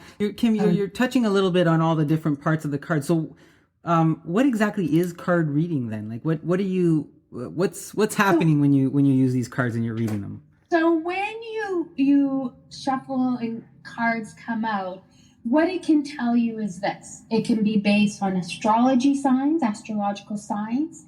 It could be based on numerology. It could be based on color therapy and what symbolisms of certain colors. It can talk about based on the particular card. For example, I'm just going to pick a card. Don't pick the card of death, eh? Like I'm. Oh, right? No, death actually. Okay. No, Glad you picked that word. don't do that. No. But I want to clarify that because that is a grave misconception. Oh, really? Death does not mean an end of a physical death. Oh, great. Death actually means an end of a life cycle, and we live through many chapters of our book. We call them life cycles, okay? The life cycle of myself, okay? Okay. So a death could be an ending of a relationship, an end of a job, an end of a cycle of thought patterns. And a death is great because it begins new. So getting a death card should not be scary to anyone, really. Oh, so it's not a forecast of the person's death. Okay, all right. Nobody ethical that does light work, and this is where the difference between light work and rude work. Okay. But light work would ever determine somebody's end date on this earth. You should not do that. Okay. Now, you can discuss if any illness comes up or anything like that, but no ethical person should be telling somebody about a date of expiration. No. Okay, so I interrupted you because I wanted to avoid the death card, but now we understand it's not a bad thing. You were gonna Not at all. You were gonna do something. You were saying, let me show you Yes. something. So I'm going to pick a card. Yeah. The death one is actually pretty great. But, okay. So, for example, the card that says 0 means the Fool, which means a beginning. Okay? If I pulled that card in a general reading, I would start with saying the Fool is a beginning. It's fresh. It's innocent. It's not the most planned because if you think of it as, say, a human, a fool would be like a teenager, right? Full of inspiration, full of I'm going to go on adventures, but you may not be really all prepared due to lack of experience and tools. So the journey begins as a fool. Someone who's ambitious, excited, wanting to try an adventure, but a little on the immature side. So that would be that card, like the fool. Cool. Now, are you using, when you do that, are you using a tarot card? If called a tarot? Yes, that Okay. would be part of the tarot system, the Now, Fool. do you have different cards? Because I seem to think that you referenced that you might use different cards. Is there such a thing? And if there is there a method? Like, how do you determine what cards you might use? Okay, so yes, I have many different decks. Okay. It might be borderline an obsession a little bit. I have many different decks. So there's different tarot systems or decks. There are different oracle decks, and oracle decks can have themes like from mermaids to goddesses to dragons to so many different things. Those are more visual aids, and they may have just one word on it. So then I'm using my intuition, and then messages will come through. They often come with books that may tell further details about it. I rarely look at the books because I do more intuitive messages. But sometimes if it's a brand new deck and I've never seen it before and it's a different system, yes, I'll do the research. And that's why I always want to be transparent. Just because we have spiritual gifts doesn't mean that we don't do research as well, right? Right. Because I don't want any to give the impression, oh yeah, I know all of the things just because I'm that great and talented. No, I do hours of research as well. How do you determine which deck you're going to use when you're doing this? They absolutely call me. Oh. Yeah. I have, like I said, numerous decks. I intuitively know, okay, this is the person. I go to my cupboards and I just start taking the decks that call me. Okay, I'm gonna volunteer. If you were to read my cards, what would you pick today? What would you pick? And could you do a couple of? Oh, really? Okay, I was gonna say, could you do a couple of cards for me? I am very, like I tell you, I do research. So, okay. And I also like to give some acknowledgement to the deck creators and stuff. Okay. So for yourself, I picked, it's called the Enchanted Map Oracle. I also picked, it's called Getting into the Vortex. I picked something that was about their power cards. I picked an animal spirit deck. Oh, so you're going to tell me what my animal spirit is? What I pulled, yeah. Oh, very cool. Right on. Now we're going to learn something about me, I guess, with this stuff, eh? So I got to prepare myself. I positioned it for you and the collective audience. So I believe the message will hit somebody other than just you. Okay. But we shall see. All right, let's roll. So let's hear it. Okay, so I do a little bit of an intention of prayer, so I'm going to do that now before I begin. Okay. Okay. I call on my ancestors, spirit guides. I call on archangels Michael, Gabriel, Raphael, Uriel. I call on the collective's ancestors who walked in light, their spirit guides. I call on Mother Mary, Mother Gaia, the divine source. Above all, I ask that this reading be protected from any energies that are not of light and love and healing. I also ask that any messages that are brought up are extended in an empathetic and ethical manner. Thank you, and I will begin. So the angel number that came to me was 754. The number comes to me telepathically, and I kind of get what I think it's going to be.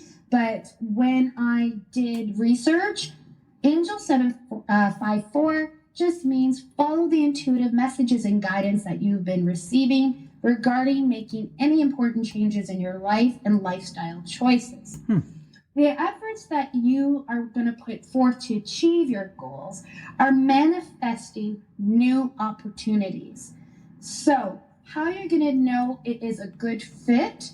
Remember to just stay true to your inner self.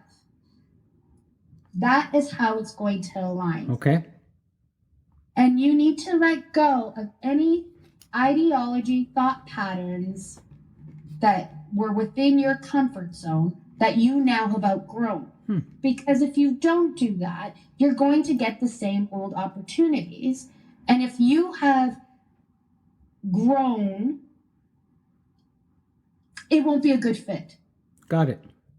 Interesting. And how you know you've grown is you're going to feel that anxious, excited feeling. That's when you know you are actually being ready and prepared for a new cycle. So new opportunities, places, people, experiences should be coming to you. Exciting. Okay. I'm in. That's the Right. angel number. Okay. So the first deck I used was the Enchanted Map Oracle. I did a past, present, and future spread. So I picked for the past was a spirit of peace. Basically, this means is your greatest power, anyone's greatest power, is to simply be the most authentic version of you. By doing that, you will attract like-minded people, places, experiences, opportunities.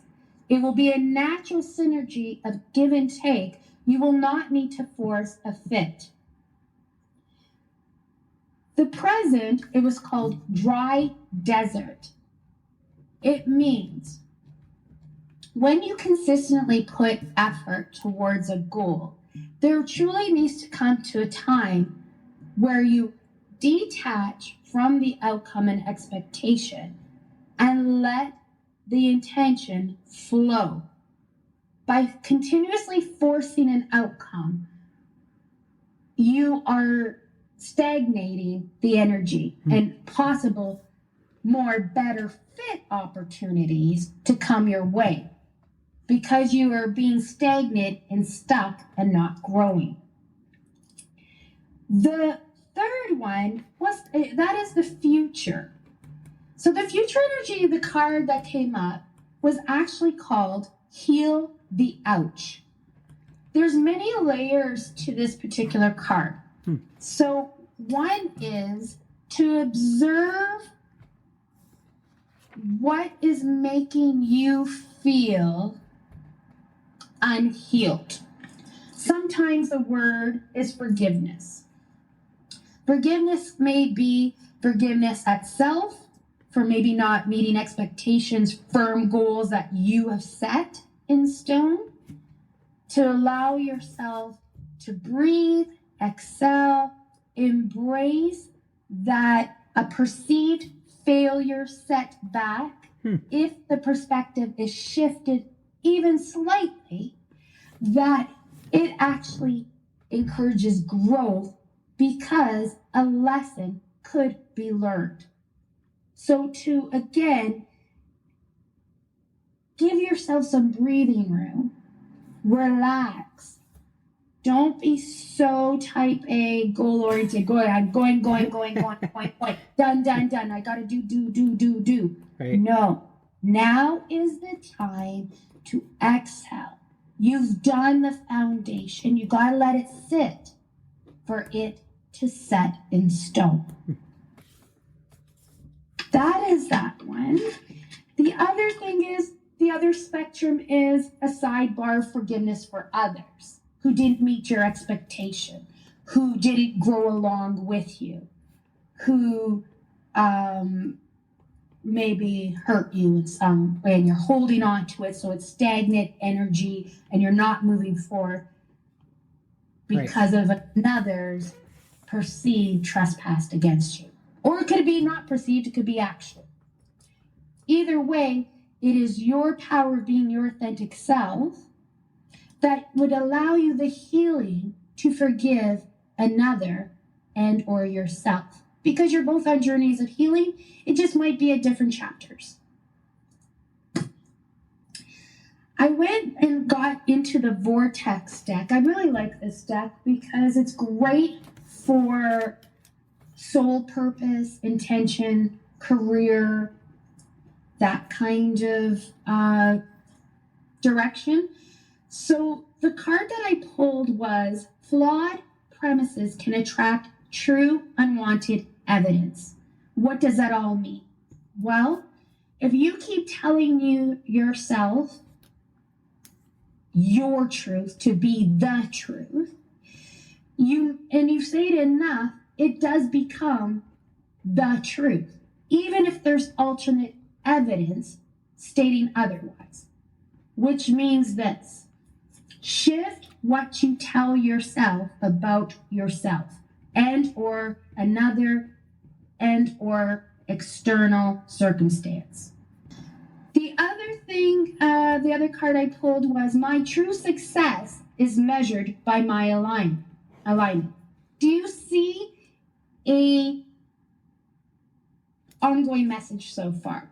It's to be authentically you.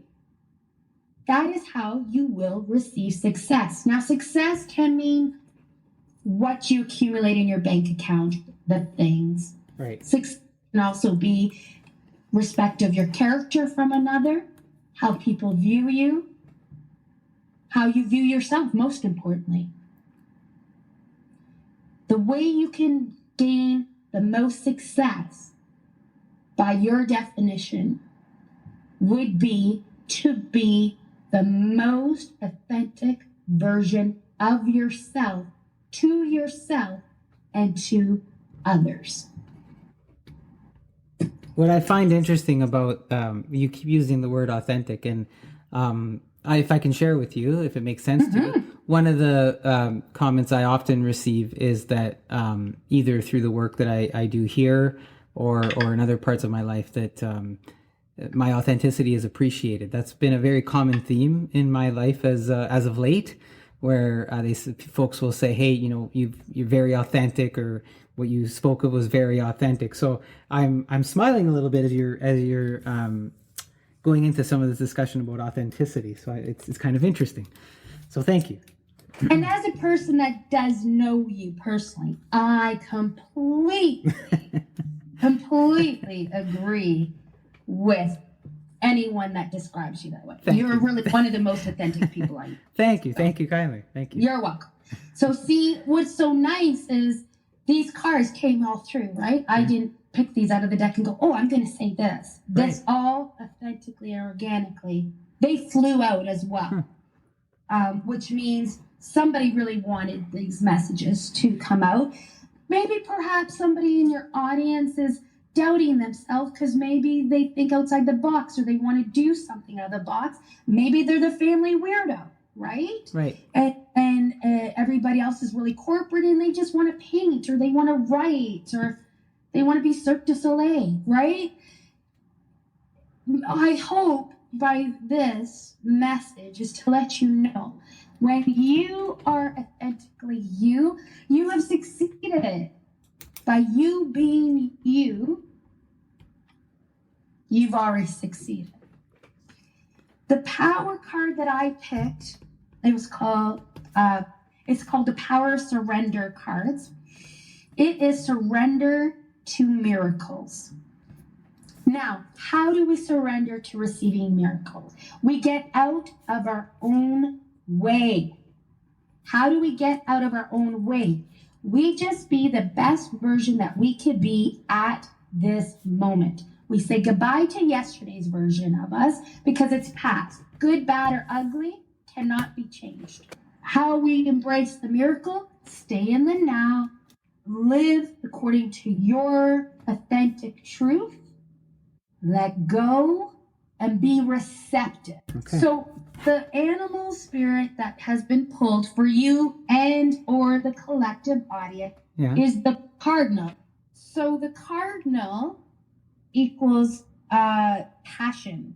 Okay. So that's in many areas of your life. One can be you tell your story with pride to attract your soul tribe. Again, being you, so you like people that are vibing the same as you. Career-wise, by being your authentic self, you will attract the role, the right fit for you by being you. From a love standpoint, cardinals are very loyal. When a male cardinal finds a female cardinal, he pampers her. He will go get the twigs and help do the nest for her and the babies. He will actually sometimes get the food and feed her beak to beak. Isn't that cute? It's adorable. It's adorable. It is, right? They're very monogamous. They sing special songs to each other. And I know you're an artist. You're a musician. I'm a music hobbyist. I don't want... When I saw this card, I'm like, this is he and she. And basically to live a life full of passion. Surround yourself around people, places, and participate in experiences that inspire you to do things passionately and authentically. The next thing is charms. So I have like a bowl of different types of charms. And these are the ones that came out. The word forever, the word blessed, 2 interlocking hearts. I got a charm of a fly, like a common fly, and just a short little explanation about the spirit animal, spirit guide of a fly is flexibility so that you may thrive. I also threw a charm for Sagittarius, and Sagittarius is an astrological sign. The dates are between November 23rd and December 21st. So I don't know if that is important to yourself or somebody in your audience. Maybe a loved one that is passed is a Sagittarius. Maybe somebody you love is, or maybe that time frame is important. Mm-hmm. Numerology and numbers. I pulled 17, 67, 32, 82. Dates: January 7th, July 1st, June 7th, July 6th, March 2nd, February 3rd, August 2nd, February 8th. I got those numbers, Wow. if people are asking. Those were mental. Those were telepathic. Okay. Those are the dates that came out. So this has been interesting. You've shared with us some aspects of an actual card reading, and to the benefit of the listeners, it wasn't just about me, but others in the audience that you felt your message may have called to as well. So if you're listening and you've resonated with some of that, a bonus for you as listeners. Kim, now listen, you did this for me, and you've been sharing with us your gift.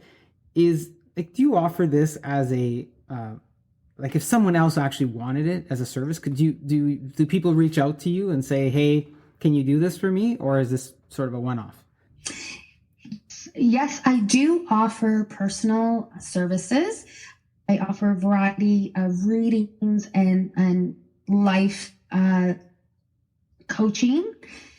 They can message me on Facebook, Graceful Guidance.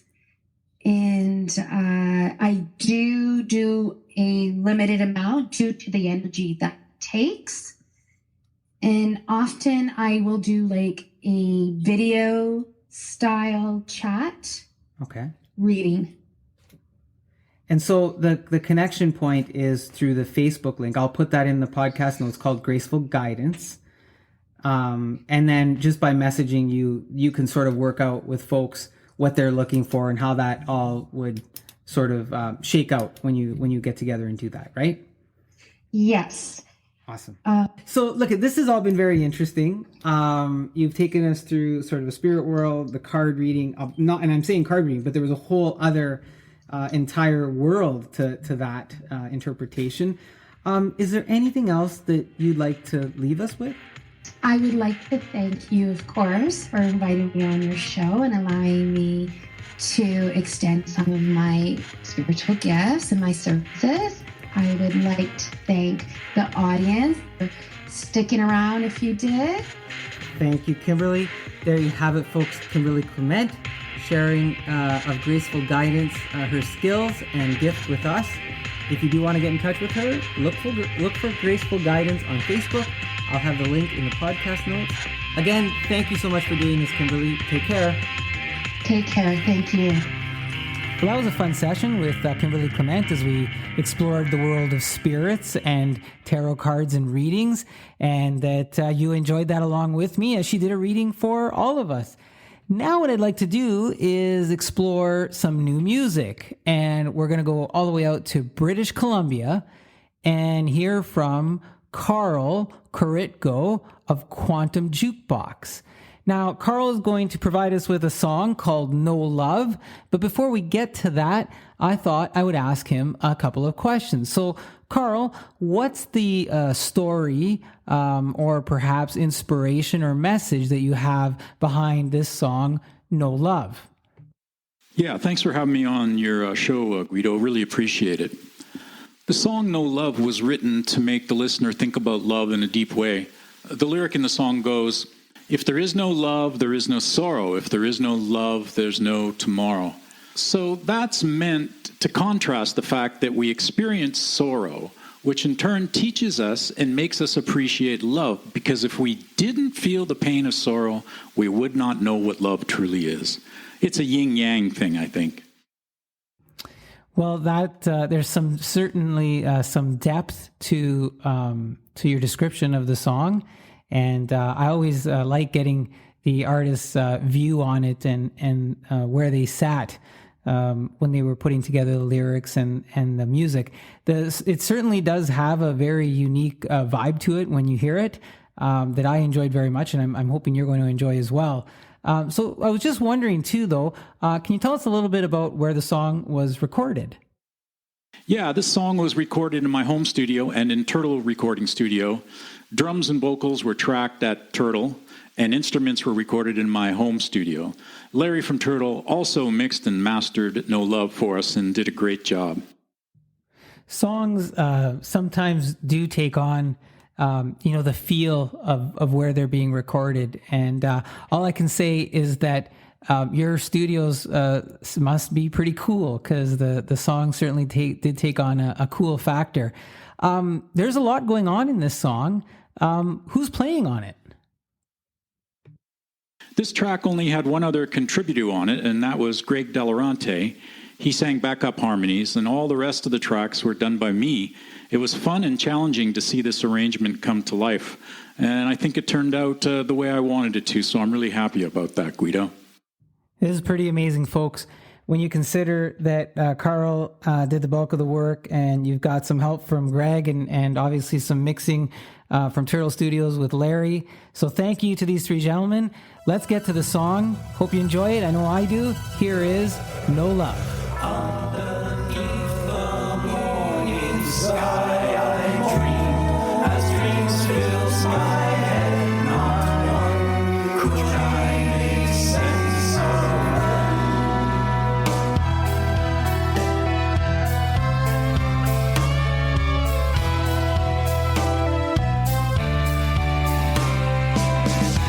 If by chance there is no death, all the fighting in the world could rest. This fear of love we can't express in words would still remain.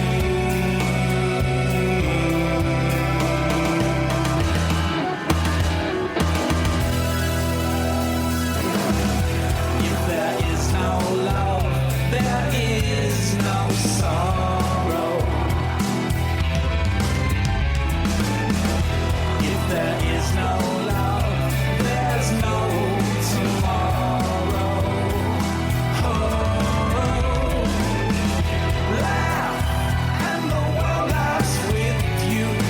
Weep and you weep alone. This brave old earth has borrowed its blood, has sorrows enough of its own.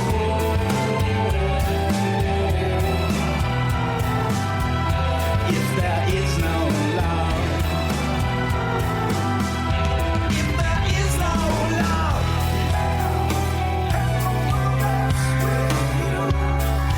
what's the matter with the mind of man? How long till he understands love's for real?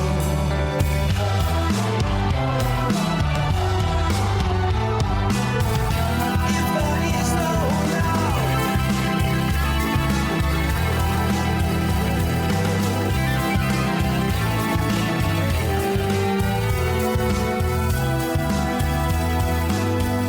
if there is no love, there's no tomorrow. Oh, laugh and the world laughs with you. Weep.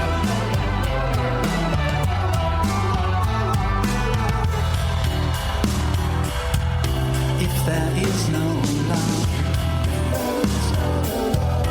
if there is no love, if there is no love. What a great song with such an October feel to it, if you know what I mean. That's Carl Carrico. His website is quantumjukebox.com. I'll have the links in the podcast notes. Much appreciative coming out to us from British Columbia, Canada. Keep on rocking, and we hope to have you back on the show in the near future.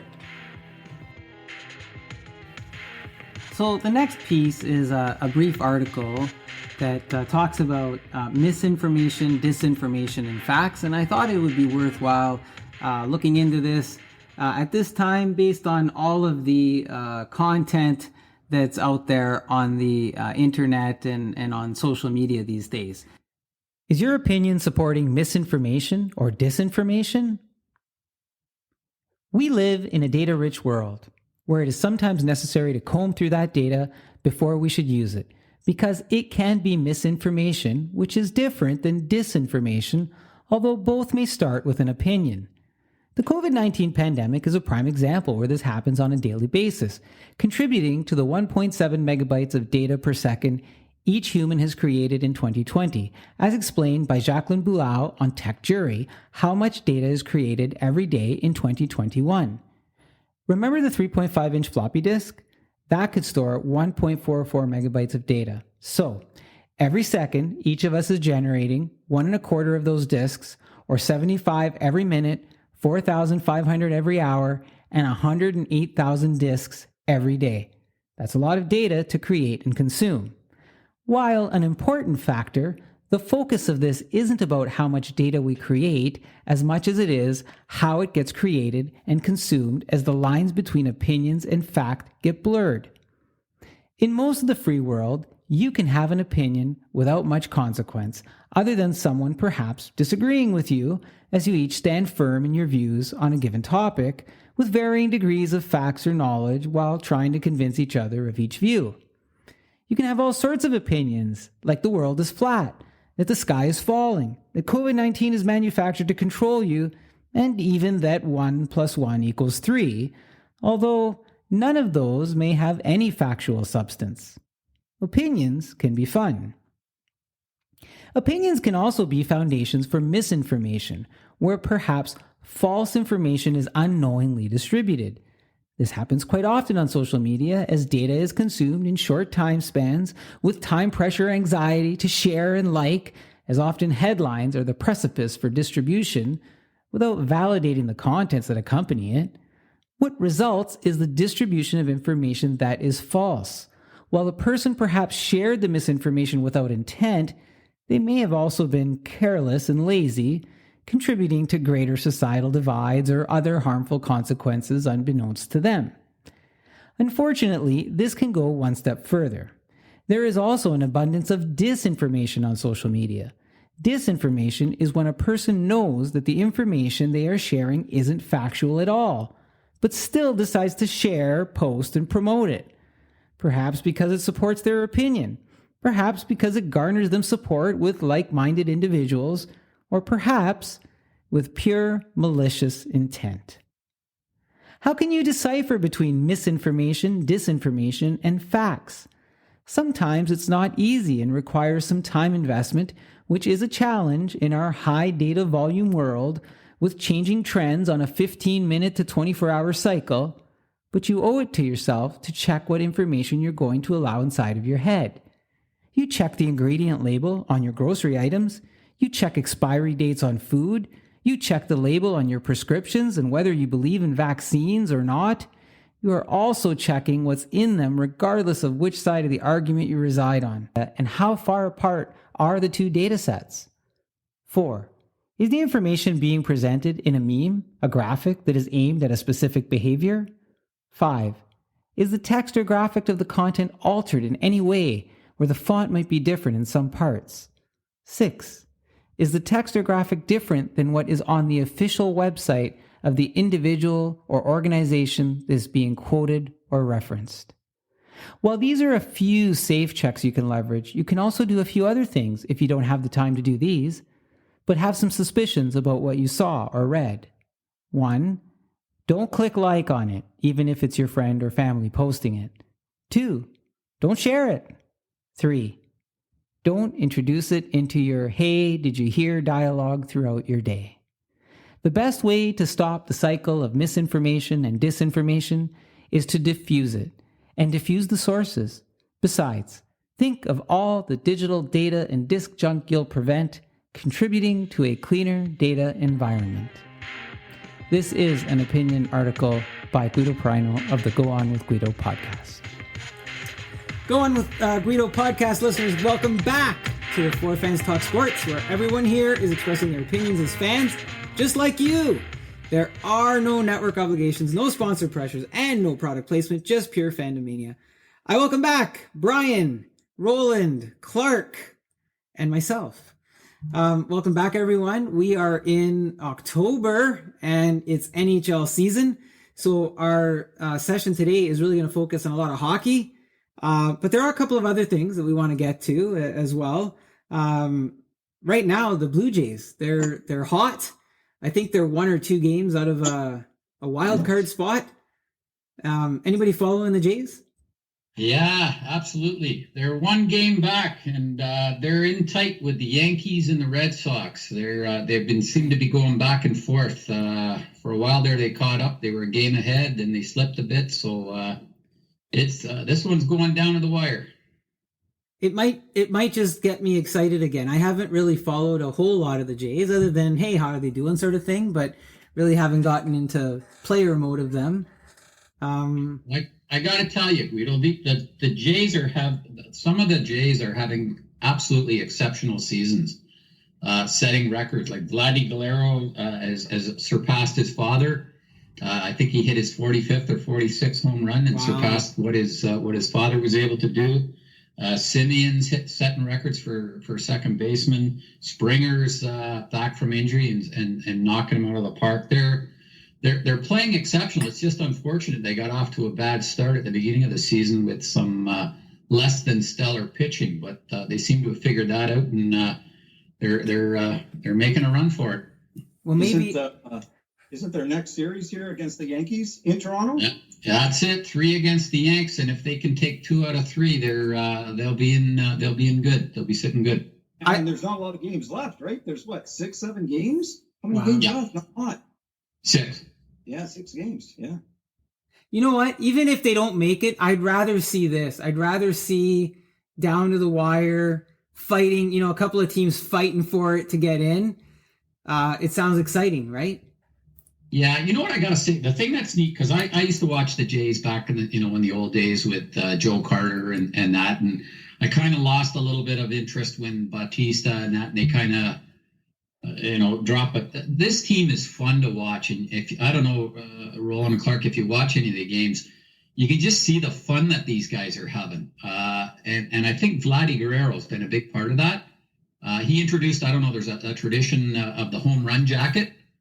And after every home run, they've got this suit jacket that's got the nationalities of all the players on the team on the back of it. And whoever hits the home run, they parade, they out to greet them, put the jacket on, and they parade down, get their picture taken. It's kind of a neat little celebratory thing, and you can see they're having fun in the dugout. So we should adopt that. We should some good young players on that team. We should adopt that here, guys. We should have We should have a jacket at the end of our 4x4. Whoever's got the best 4-on-4 puts the jacket on or something, eh? I don't know. I'll tell you a story about jackets. We used to host a golf tournament. We didn't have any prizes, so we went out to Value Village and bought the 4 worst-looking jackets we could find. People out to the winners. Hey, I got to tell, speaking of funny looking, the Jays are great, but I got to tell you, that haircut on Lourdes Gurriel Jr. is something to behold. The guy looks like something out of a Dr. Seuss book. He looks like one of the birds, or Yertle the turtle, or whatever. I don't know. If you haven't seen him, you got to check out the haircut on this guy. It's something to behold. Poor Dr. Seuss. How does he keep that up, though? How does he keep that haircut up? I don't know, man. I don't know. It's like, I think he touched the ball at the Science Center and it never reversed. So you got Clark. You're not a Jays fan. I know you're not a Jays fan. I'm still an Expos fan, if that means anything. But I guess you're the Tigers fan, right, Clark? I mean, a bit. They're my team, but I don't pay that much attention. It's kind of like being a Lions fan, where it's like, okay, you know horrible things are going to happen, so you gotta take a step back a little bit. I was waiting, and they had their, and the Tigers had their horrible start, and this year, I mean, they made it respectable, and that's what you can hope for as a Tigers fan. You don't get, like, we're not getting pennant races or anything, but can they make it respectable? Hey, they did that this year. That's a small victory. Yeah, you know what? Maybe they'll do something this year. They're almost a 500 club. They're almost a 500 club this year. Yeah. And who expected that at the start of the season? So, hey, that's a small win. It's not a real win, but hey. So, guys, a bit of nostalgia in our conversation there, Brian. You brought it up with some of the former Jays and the former teams and whatnot. If we transition to hockey, one of our regular listeners actually reached out, Andrew. So, shout out to Andrew for reaching out. He wanted us to talk about who is the best NHL captain of all time? So I was like, hey, all right, let's do it. Let's have a look at this. So thanks, Andrew, for putting that out to us. Let's go around. Who is and I guess the thing to remember here is, I won't put any parameters on it, other than if you want to include on ice and off ice, just maybe preface that. So Clark, who is the best NHL captain of all time? I can go with the homer pick here and not feel bad about it and not even feel like I need to justify it and say Steve Yzerman. Wow. That's it. Not even going to explain it. Steve Yzerman, on and off the ice. Yep. All right. Brian? Okay. My favorite captain as a kid was Davey Keon of the Toronto Maple Leafs. Now, I'm not saying he's the best captain of all time, but he was my favorite when I was a kid, and then it later became Darryl Sittler. There's a short list of greats, and obviously Messier comes into the conversation, Crosby, Gretzky, Lemieux, bunch. But guess what? 2 votes for Steve Yzerman. Wow. For me, the greatest of all time, the longest serving captain in NHL history.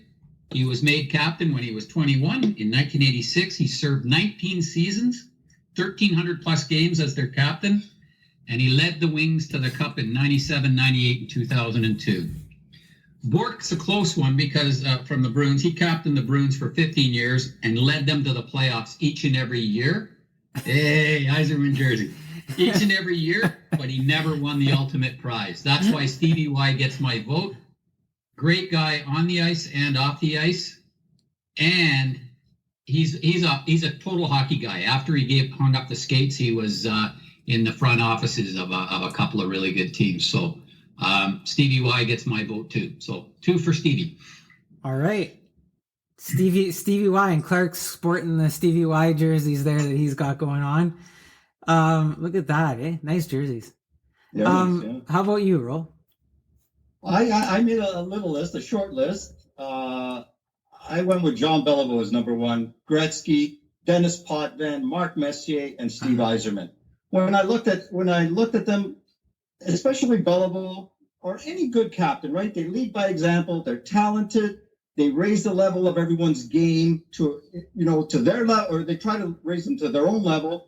They show up and play in all games, especially in critical games and big games. They get everyone involved, different players. There's a culture with them on and off the ice. Yeah, you need to win a cup to be a good captain, right? He's the coach's right-hand man, too. It's the same message as the coach. Doesn't have to agree with him all the time, but they're on the same page. They need to be a winner. Beliveau, as a player, won 10 cups, 5 as a captain in a 10-year span as that captain. 17 total cups, another 7 cups as an executive with the club. So you look at that kind of record, and I don't think anybody else can surpass something like that. So I have Gene at the top. I'm a little bit torn. I'm surprised you guys. I heard Messier a couple of times, and I just can't. I can't put him not even in the top 5, to be honest. I agree with you. I think he's the most overrated captain. Yeah. Every time they always say, yeah. Agreed. Absolutely agreed. You know what I Especially think it with him stems putting from? out that leadership. We and I talked about this. I think this stems from that time in that series where he made the prediction that they were going to win. With the Rangers. You know what? And that's a coin flip, because they could have very easily have lost that game, but because he predicted they'd win and they did, all of a sudden he gets this big reputation as the greatest leader of all time. I don't buy it. It's hard, but you think captain, and you all touched on it. There's an element of impact, right? What kind of impact do they make?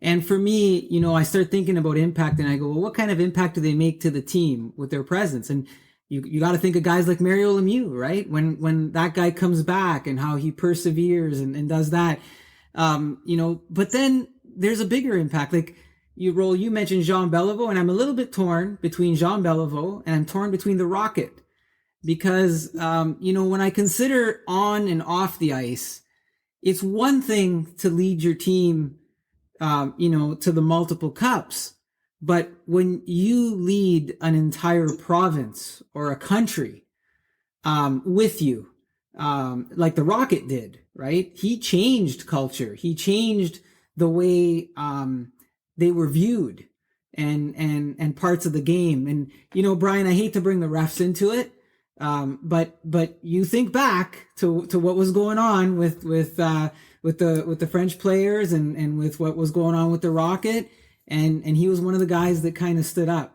So my bias on Beliveau is having worked with him and having met him and sort of seeing the person outside of the ice and how he treated people. That's where I'm torn between those two guys. I don't know if I could call it. It's one of those situations where for me it's a tie between those two guys. But I get your Stevie Wise. I get it. He's a hockey guy. He's got class. He's he follows what my expectation was of a leader in our modern day sort of hockey world, and what I'd want a leader to be. Brian. Yeah, so there's one name we didn't mention in all the names that we've been tossing around, and you tweaked me to it when you talked about leading a country. Joe Sakic, quiet, unassuming captain of both the Nordiques and the Avalanche for a total of 17 years as captain. The qualification of winning a cup, he won 2 cups with the Avalanche. He also led Team Canada. He's just he just wasn't that guy that had that real high profile as some of the others, but I think that was a quiet, effective leader who led those two. And I think I would definitely put him in the top 5. For me, Sakic was just one of those guys. Longevity, leadership, and results. And he never seemed to get into any type of controversy.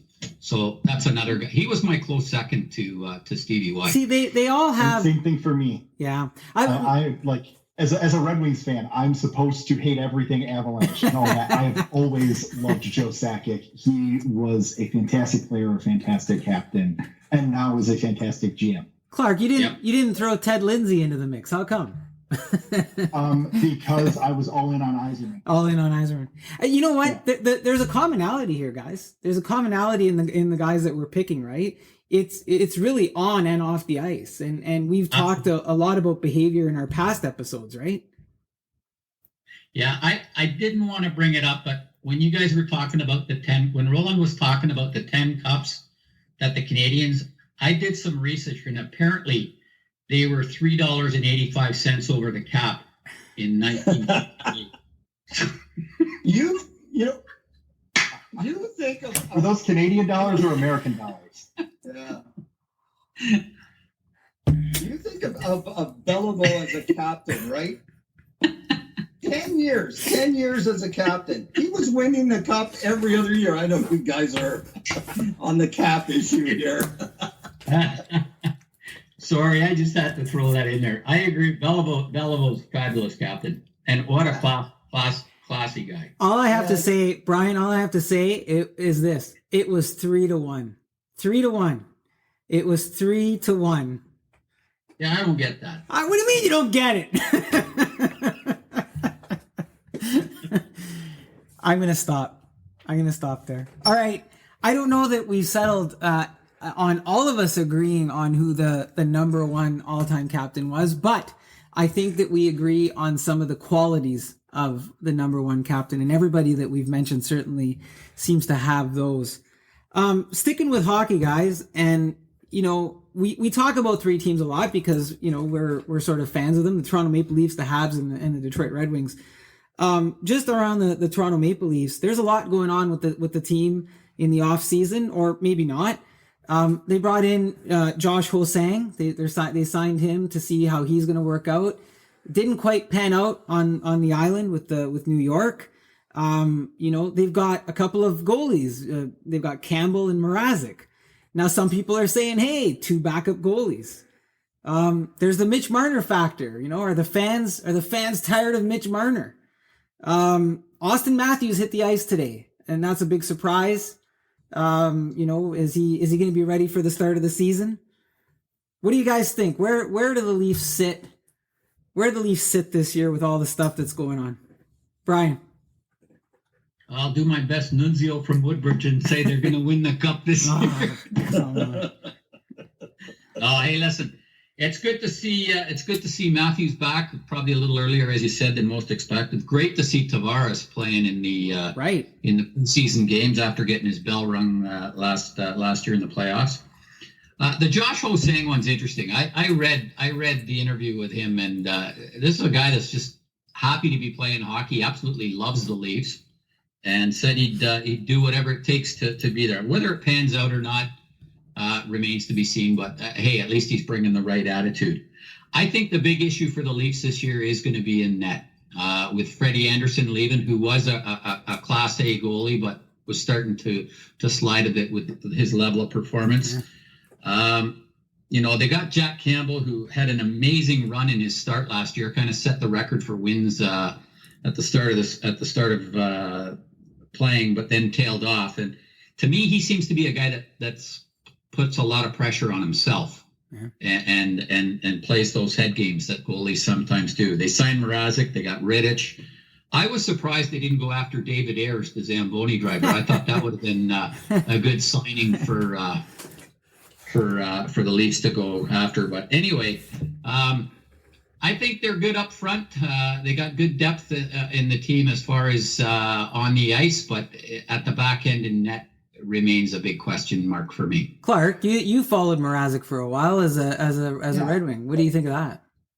Yeah, I've always liked Mrazek. The end. I mean, it was years ago now, but the end of his run in Detroit was kind of baffling to me.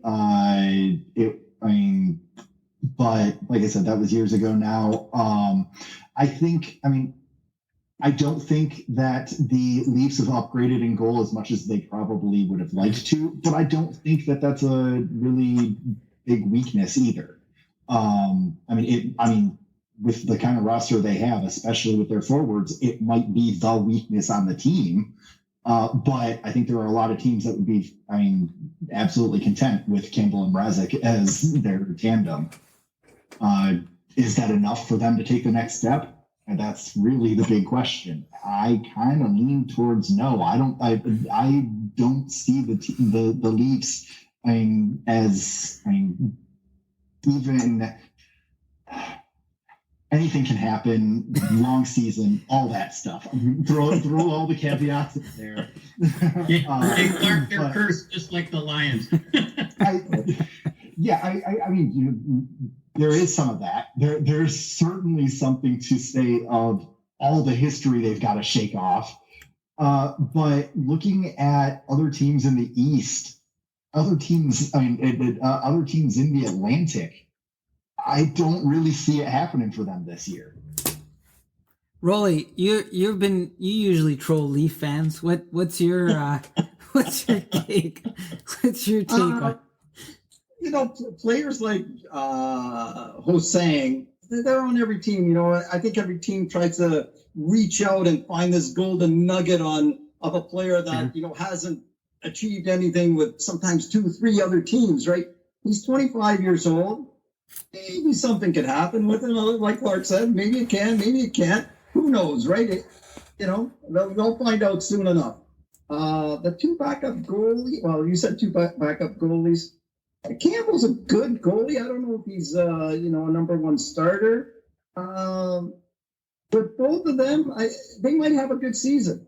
I think if it comes down to the crunch after, playoff time, I think that's where it might show the most. Yeah.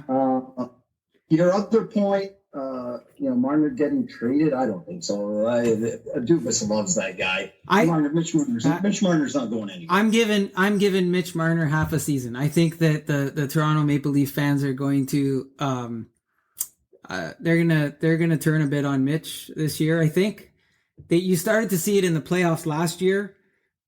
He said something today. He's going to try something different on the power play, but I don't know. I think that the Leafs, if they want to get better, they need to trade Mitch Marner, and they're going to get back. They should be able to get back a package that would really help the team. And I think for Mitch Marner, it would be better if he went somewhere else. I think he would rediscover his touch, maybe even in the playoffs. But as far as the Leafs, like, Clark, you said weakness.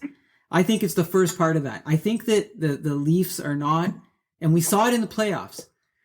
If you can bang them around, if you could play them on the wall, if you could get in their face and stop the speed and stop the skill, there's no grit. And you take that down, and what do you got left? You got to get by Campbell and Mrazek. Doesn't seem that hard. Listen, I can't score on them probably, but the other NHL guys, once you get past them, I'm sure. But I'm always on the Leafs anyways. I admit there's a part of me that relishes in the fact that they haven't been able to put something together, just because I'm more of a Habs fan, right? And the rivalry's there, so it's all in good fun. Hey, speaking of the Habs, guys, Weber, he's gone, right? It seems like he's gone, and they're without their captain. You got Carey Price, who's sort of nursing the knee thing. He's out for the start of the preseason. Hoffman went down a little bit. Their new guy went down. But, and we've talked about this guy a few times, Drouin is back. He's happy. He's, and they addressed the issue. We suspected, mental health as an issue, and they didn't get too deep into it, but he's happy to be playing. And the Canadians got Kotkaniemi's out. But hey, they added Dvorak and they made some moves there with a couple of other players. They got the kids, Caulfield, Suzuki, Romanov, Evans with some experience. And I have to laugh. They just signed, Sami Niku, and they threw number 15 on the back of his jersey, sort of as the final stamp to say, see you later, Jesperi. What are the Habs this year when you think of all of that, guys? Roll as a moment or not? Yeah, what do you? They're gonna miss Weber. For sure. They brought in a couple of players there to try to replace him, with Savard being one of them. You're not going to replace Shea Weber. Price, I think he'll be okay. They'll give him some time off, and once he rehabs his knee, should be good. Hoffman's out, I think, for a month now. Something happened to him. Was it a hand or something? I forget what it was. He's a scorer. I think he could score some goals for Montreal. Older player, could be useful. The kids, they are what they are, right? Caulfield, Suzuki. I like Romanov too. They good playoffs last year, good season. They'll miss. I don't think they'll miss KK. Nah. I think they didn't want to lose them, but they had a decision to make on that. Not worth $6 million. They might miss Danault in the playoffs. Right. They might miss him in the playoffs when it comes time. And that new signing, again, they're taking a shot at a 25-year-old who's been with the Jets and played in Sweden. And will he make it or will he not make it? Who knows? Now you're making an assumption. You said playoffs, Brian. You said playoffs. Go ahead, Brian. Playoffs. Yeah, listen. Hey, to quote the Who, the kids are all right, and I think that's going to be the strength for the Habs. The Suzuki, Caulfield, Romanov, Toffoli played great. I think they made a good call on letting Kotkaniemi go, and Dvorak, I think, is an upgrade for the team. Yeah. Danault is going to be a big loss for them. Weber's a loss for sure. Danault is going to be a loss. Price was mediocre during the regular season. Like everybody's remembering him from the absolutely magical playoff run that he had, but he didn't have the greatest regular season last year, and I wouldn't expect him to rekindle the magic of the playoffs during the regular season. I don't expect as much from the Habs this year. Remember, they finished 18th in a 31 team league last year. They just caught lightning in a bottle and had an absolutely magical run in the playoffs. I don't expect the same this year. 2021-22 will be a reality check for this team, and I'm picking them to finish 5th and miss the playoffs. Oh, you've already moved on to projections. We're going to get to that, but you've already got him. You've already got him out. He's anxious to get him out. Yeah, I don't think I think they caught lightning in a bottle last year. They squeaked into the playoffs and then made the most of that opportunity, which was great for them. So, well, you know what? I'll agree on one thing that you said, and I've said for a few seasons that Carey Price great goalie. He's a really good tournament goalie. Like if you give the guy, 16 to 20 odd games to play with in a tournament style, I'll take that guy every single time. But over the course of a season, he has those ebbs and flows. And I don't know if it's because of the team he had in front of him the past several years and fatigue. But it's just another level in the playoffs that he gets to, right? Almost Patrick Waugh-esque, if I may. Now, before we get to the Red Wings, and I want to go to Clark for that. Anything on the Habs for you, Clark, before we go to the Red Wings? I think Brian covered a lot of what I was thinking. That I mean, the kids are really kind of the core of this Habs team, and I love Suzuki in particular. I'm a great player. He's going to be fun for a lot of years. Are they gonna miss KK? I think they will. I don't think that. I don't think it was worth paying him the money, but I do think that's going to hurt losing him. And that's the kind of offer sheet that's how offer sheets should be used in the NHL. You've got to target a player who can help your team, who it will hurt their team to lose, and pay him a ton of money to do it. So I think everyone made the right choice there. That the Hurricanes used that tool perfectly, and the Canadians were right to not match. I also think Kotkaniemi wanted to leave and had a chip on his shoulder, and I'd rather lose without him than win with him, and I'm tying that back to my captain picks and what it's like to be a leader on and off the ice, and I think that kid has still a lot to learn, but he's got a lot more money than me. I think he's got $15 more than me in signing bonus anyways. Moving to the Wings. I don't know who the Detroit Red Wings are. I don't know what their identity is. I think of the Detroit Red Wings now, and I think maybe Dylan Larkin, maybe it's the coach. Maybe the coach is the identity. I don't know. But they've got $13.3 million in cap space. You've got Tyler Bertuzzi, who refuses to get vaccinated, so he won't be able to play in Canada, and so they got to fill in when he can't go anywhere. And then you got Nick Leddy in their top 4 defense, and you got Bobby Ryan in their top 6. Is this a team in transition, Clark? Oh, this is a team that's been in transition, that's going to continue to be in transition. Ideally for the Wings, they would have gotten some lottery luck by now and gotten some higher picks that would have gotten this rebuild turning around a little bit quicker. They didn't get that luck. In fact, they got the opposite of that. They got passed over and over again. So they're not just picking where they finished. They're picking below where they should have based on where they finished. Where's Steve Yzerman? So that's bit them. Where's Steve Yzerman in all of this, Clark? All that said, bad luck, all that. I don't dislike anything he's doing. I don't love all of it. I think Nick Leddy is confusing for the price that they paid. It's not bad to bring in a guy like him. They've got him paired so far in training camp with Moritz Seider. You want to get a veteran guy with your incoming rookie defenseman. Okay, yeah, it makes a lot of sense there. That pairing apparently looked really good in Traverse City, so that's good to bring him in. But they paid a lot to do that, and it was a bit of a salary dump for the Islanders. So why did you pay to do that? It's a confusing deal to me, but it could work out. It's also one that the Wings were kind of playing with house money a little bit. They had a ton of draft picks. You get to a certain point where you draft so many players, your pipeline isn't flowing in the right direction anymore. It's all clogged up. So use some of that draft capital to get a guy who can help you now. Okay, maybe he can help. I'm not totally sold that he's the guy to do that. Clark, I just think that Stevie Y's got he has this tendency to just sort of surprise you with some moves after. So I'm waiting to see what it is, like there's more to it. I think, and that's what the summer move that I think was really like Yzerman's big move was the Nedeljkovic trade. Yeah. I love that deal.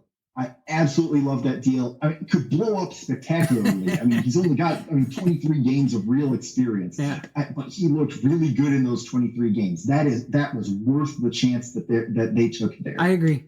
I agree. So what is this team? I'm with you. It's Dylan Larkin and a bunch of other people. Yeah.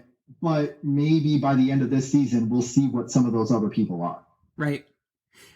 Before we get to some projections, any quick things on the Wings, Roll or Brian? Roll, you follow the Wings sometimes too. Yeah, a little bit. Well, even the move that Steve made at trading deadline, he got rid of Mantha. Oh yeah. Traded him and picked up Vrana, which he's a good young hockey player. That's right. I don't know what to expect from the Wings this year. They might be a little better than last year, but I'm not going to question anything that Yzerman does. I think he knows what he's doing. It might take another 2 years, maybe 2-3 years. This team's heading in the right direction. So I'm thinking the Detroit Red Wings are going to miss the playoffs. If we're talking Atlantic Division, Wings are out. Oh, absolutely. Sabres. My projection is they're going to win the lottery. I certainly hope so. This year would be a great year to win the lottery. Who takes the Atlantic Division, guys? Anybody think that the Tampa Bay Lightning won't win? Until somebody beats... Baby, 18 million over the cap. We are going to win. Here we go.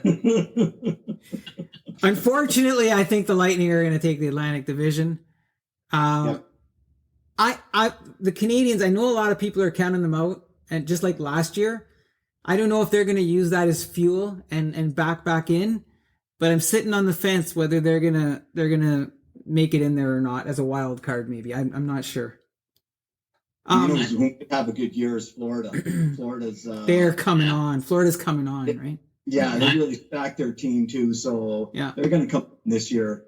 Tampa lost the whole line. They lost the whole line from the playoffs. That played fantastic for them. They're gone. Well, when you have more money than all the other teams, that's what happens. The Metropolitan Division. What do we think there? You got the Islanders, the Penguins, you got the Hurricanes with their $6 million man, the Capitals. I'm thinking the Islanders, based on the way that they played, that maybe that they come out of that division number one.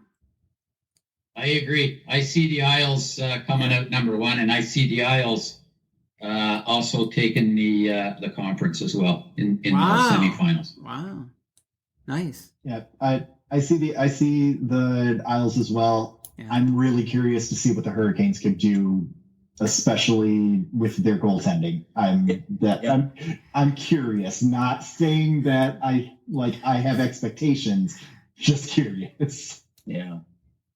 Carolina has a good team. They don't have goaltending, man. I don't know why they got rid of the one goalie that the rookie goalie, right? They also picked up Anthony DeAngelo, so that's going to be an interesting story to watch throughout the season too. Can he survive? Can he survive with another NHL team? Out west, man. You guys, we were talking Colorado. You got the Dallas Stars. You got the Jets, who had a really good playoff, but fell a little bit short. Blackhawks, the Wild. You got the Coyotes. Sorry. St. Louis. Don't forget St. Louis. Coyotes are going to give the Wings a run for their money on that lottery pick, I think. But I don't know, guys. I still have my Colorado jersey from when Patrick Waugh was there, so I'm a little bit, I always like to see them. I'm going to call Colorado in the Central Division. I'm with you on that one. Yeah. Same. Wow. Yeah. You know what? Winnipeg might be a surprise. Might be a surprise this year. The Jets might be a surprise, but I do like Colorado, though. Yeah. And then the Pacific Division, the Golden Knights. The Zach Hyman factor is going to take Edmonton all the way. You think, eh? I think that was a great steal from the Leafs, and I think he's going to make a difference in Edmonton. I don't know. Yeah, I look at the Pacific and I think, man, do I have to pick one of these teams? Yeah. Yeah, you know, like the Golden Knights, like they stand out still, right? You know, and by default, yes. What's going to be interesting is where the Kraken finish. I think they're certainly not going to be a Vegas repeat. I think they'll probably finish sixth in that division. I think they'll show okay, but they'll finish ahead of the Sharks. I'll go as far as they'll be in the bottom. They'll be in the bottom three. Oh yeah, they'll finish ahead of the Sharks. Yeah. All right, guys. So a little bit of banter there on the where's. It'll be interesting to see where these all end up afterwards when we reconnect. Let's go to our 4-on-4. This is where we have under a minute just to give a synopsis or an idea of what we're thinking about, and then a quick rebuttal of one at the end if that's what we're interested in. Who wants to kick this off? Brian, go for it. Sure, why not? Hey, listen, I've had a common theme here about who rules. And I'm going to stick with it, and I'm going to say young girls rule again, or should I say young Canadian girls rule. Huge shout out to Canada's new darling of tennis, Leylah Fernandez, and also Emma Raducanu, who was actually born in Toronto but represented Great Britain. What a show they put on in the U.S. In the women's U.S. Open final, knocking off several giants along the way to set up an epic final between two teenagers.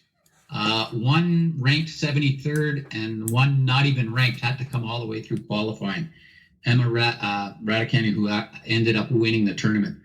What a showing. The fans in New York were absolutely floored by it and loved it. And they were treated to some great tennis and some awesome Canadian talent. An honorable mention to Felix Auger-Aliassime, who represented the men's side and made it to the semifinal and didn't quite get as far. But the future looks great for Canadian tennis, and they've got a new darling, Leylah Fernandez. So shout out to her. Good one, Brian, and good one on the names. You nailed the names. That's awesome. I have to practice Felix's name. That was impressive. I don't even want to go now. Like after that, Rolly, how about you? What do you got under a minute? Mine is going to be short. Like my heart goes out to the Detroit Lions. It really does. Like I'm watching the game. I'm texting with Brian O'Mara on this, and I'm going to. It's over. They're up 17-16. Under a minute left. They're like 4th and 19 or something, and they get a first down. And the guy kicks a NFL record 66-yard field goal. And I'm watching this in disbelief. And I go, this isn't happening. It's not. And, Brian texts me, goes, no. And I'm like, you're right. Like, why does this happen to the Lions all the time? I have no idea. And my heart goes out to all the Lions fans and the team. I think they're playing better. But my God, how many times can this happen to them? That was the best example of a ProLine ticket commercial that could ever be. Like that was a real life ProLine ticket commercial, right? Like throwing the arms up. Clark, how about you? Yeah, I was going to say something else, but I'm going to jump off of what Roland said there and say that I was following the Lions game on the internet. I don't want to watch any of this. I know stuff's going to go wrong. And when I saw that it was 4th and 19, I told my wife, we have to turn the game on and see how they're going to blow this. And I said, he's going to throw for a first down, get into field goal position and kick it to win. And didn't quite make it into field goal position, what you would normally call that, but it didn't matter. It was easy if you watched the Lions enough to see exactly how that was going to fall apart. So I'm following suit a little bit here. We'll get to you in a second, Roland. I'm follow suit. I'm going to do mine. It touches on the Lions as well. So I say this, there are some teams that should just pack it in, fold, move, rename, rebrand, retool, and say thank you to the fans who've been supporting them year after year without any championships to show for it. Teams like the Toronto Maple Leafs, who haven't won since 1967 and simply find a way to lose every playoff despite having oodles of talent. And speaking of finding ways to lose, how about the Detroit Lions, who lost this week on a record 66-yard field goal? A team who last won an NFL championship in 1957 and have never appeared in a Super Bowl. It seems that it doesn't matter who you parachute in. Some of these teams are simply plagued. Sorry, Leaf and Lions fans. I feel for you, but I'm glad I rah-rah for other teams, perhaps less cursed for now. Roland, you wanted to say something there. No, just to talk about what Clark had said about the Lions too. That field goal hit the crossbar. Usually when it hits the crossbar, it bounces out. Pack it in. It hit the crossbar and flipped over and bounced in, and I'm going, did that like physics? You're going, did that really happen? How did that happen? But it did. The Detroit Lions, I've never wanted to be a fan of a team so much that I do of the Detroit Lions. I really want to be a fan of them. And I like. No, you don't. I want to having lived in Windsor, I always thought, oh man, the Lions are right there, right? Like right there. I've always wanted them to do better than what they can. And every time I want to get close to admitting that, yeah, maybe I like them a little bit, this happens, right? And I can't. I can't do it. I don't know what you call that anymore. I really don't. I don't know what you call that. Guys, we're all in agreement on our 4-on-4s. This is it's got to stop. That field goal brought back memories of the Leafs losing that playoff series to Boston, where they had it. You thought they had it. Your opponent people going, they're going to win, and they let 4 goals in. Yeah. Well, last season they were up 3-1, and they again they blew it, right? Like these teams are finding ways to blow it, and maybe I don't know, maybe that's not even pressure. Like the Lions thing this weekend wasn't even pressure. Like it was just bad luck. It was just bad luck. And they actually played a good game. They played a good game against Baltimore.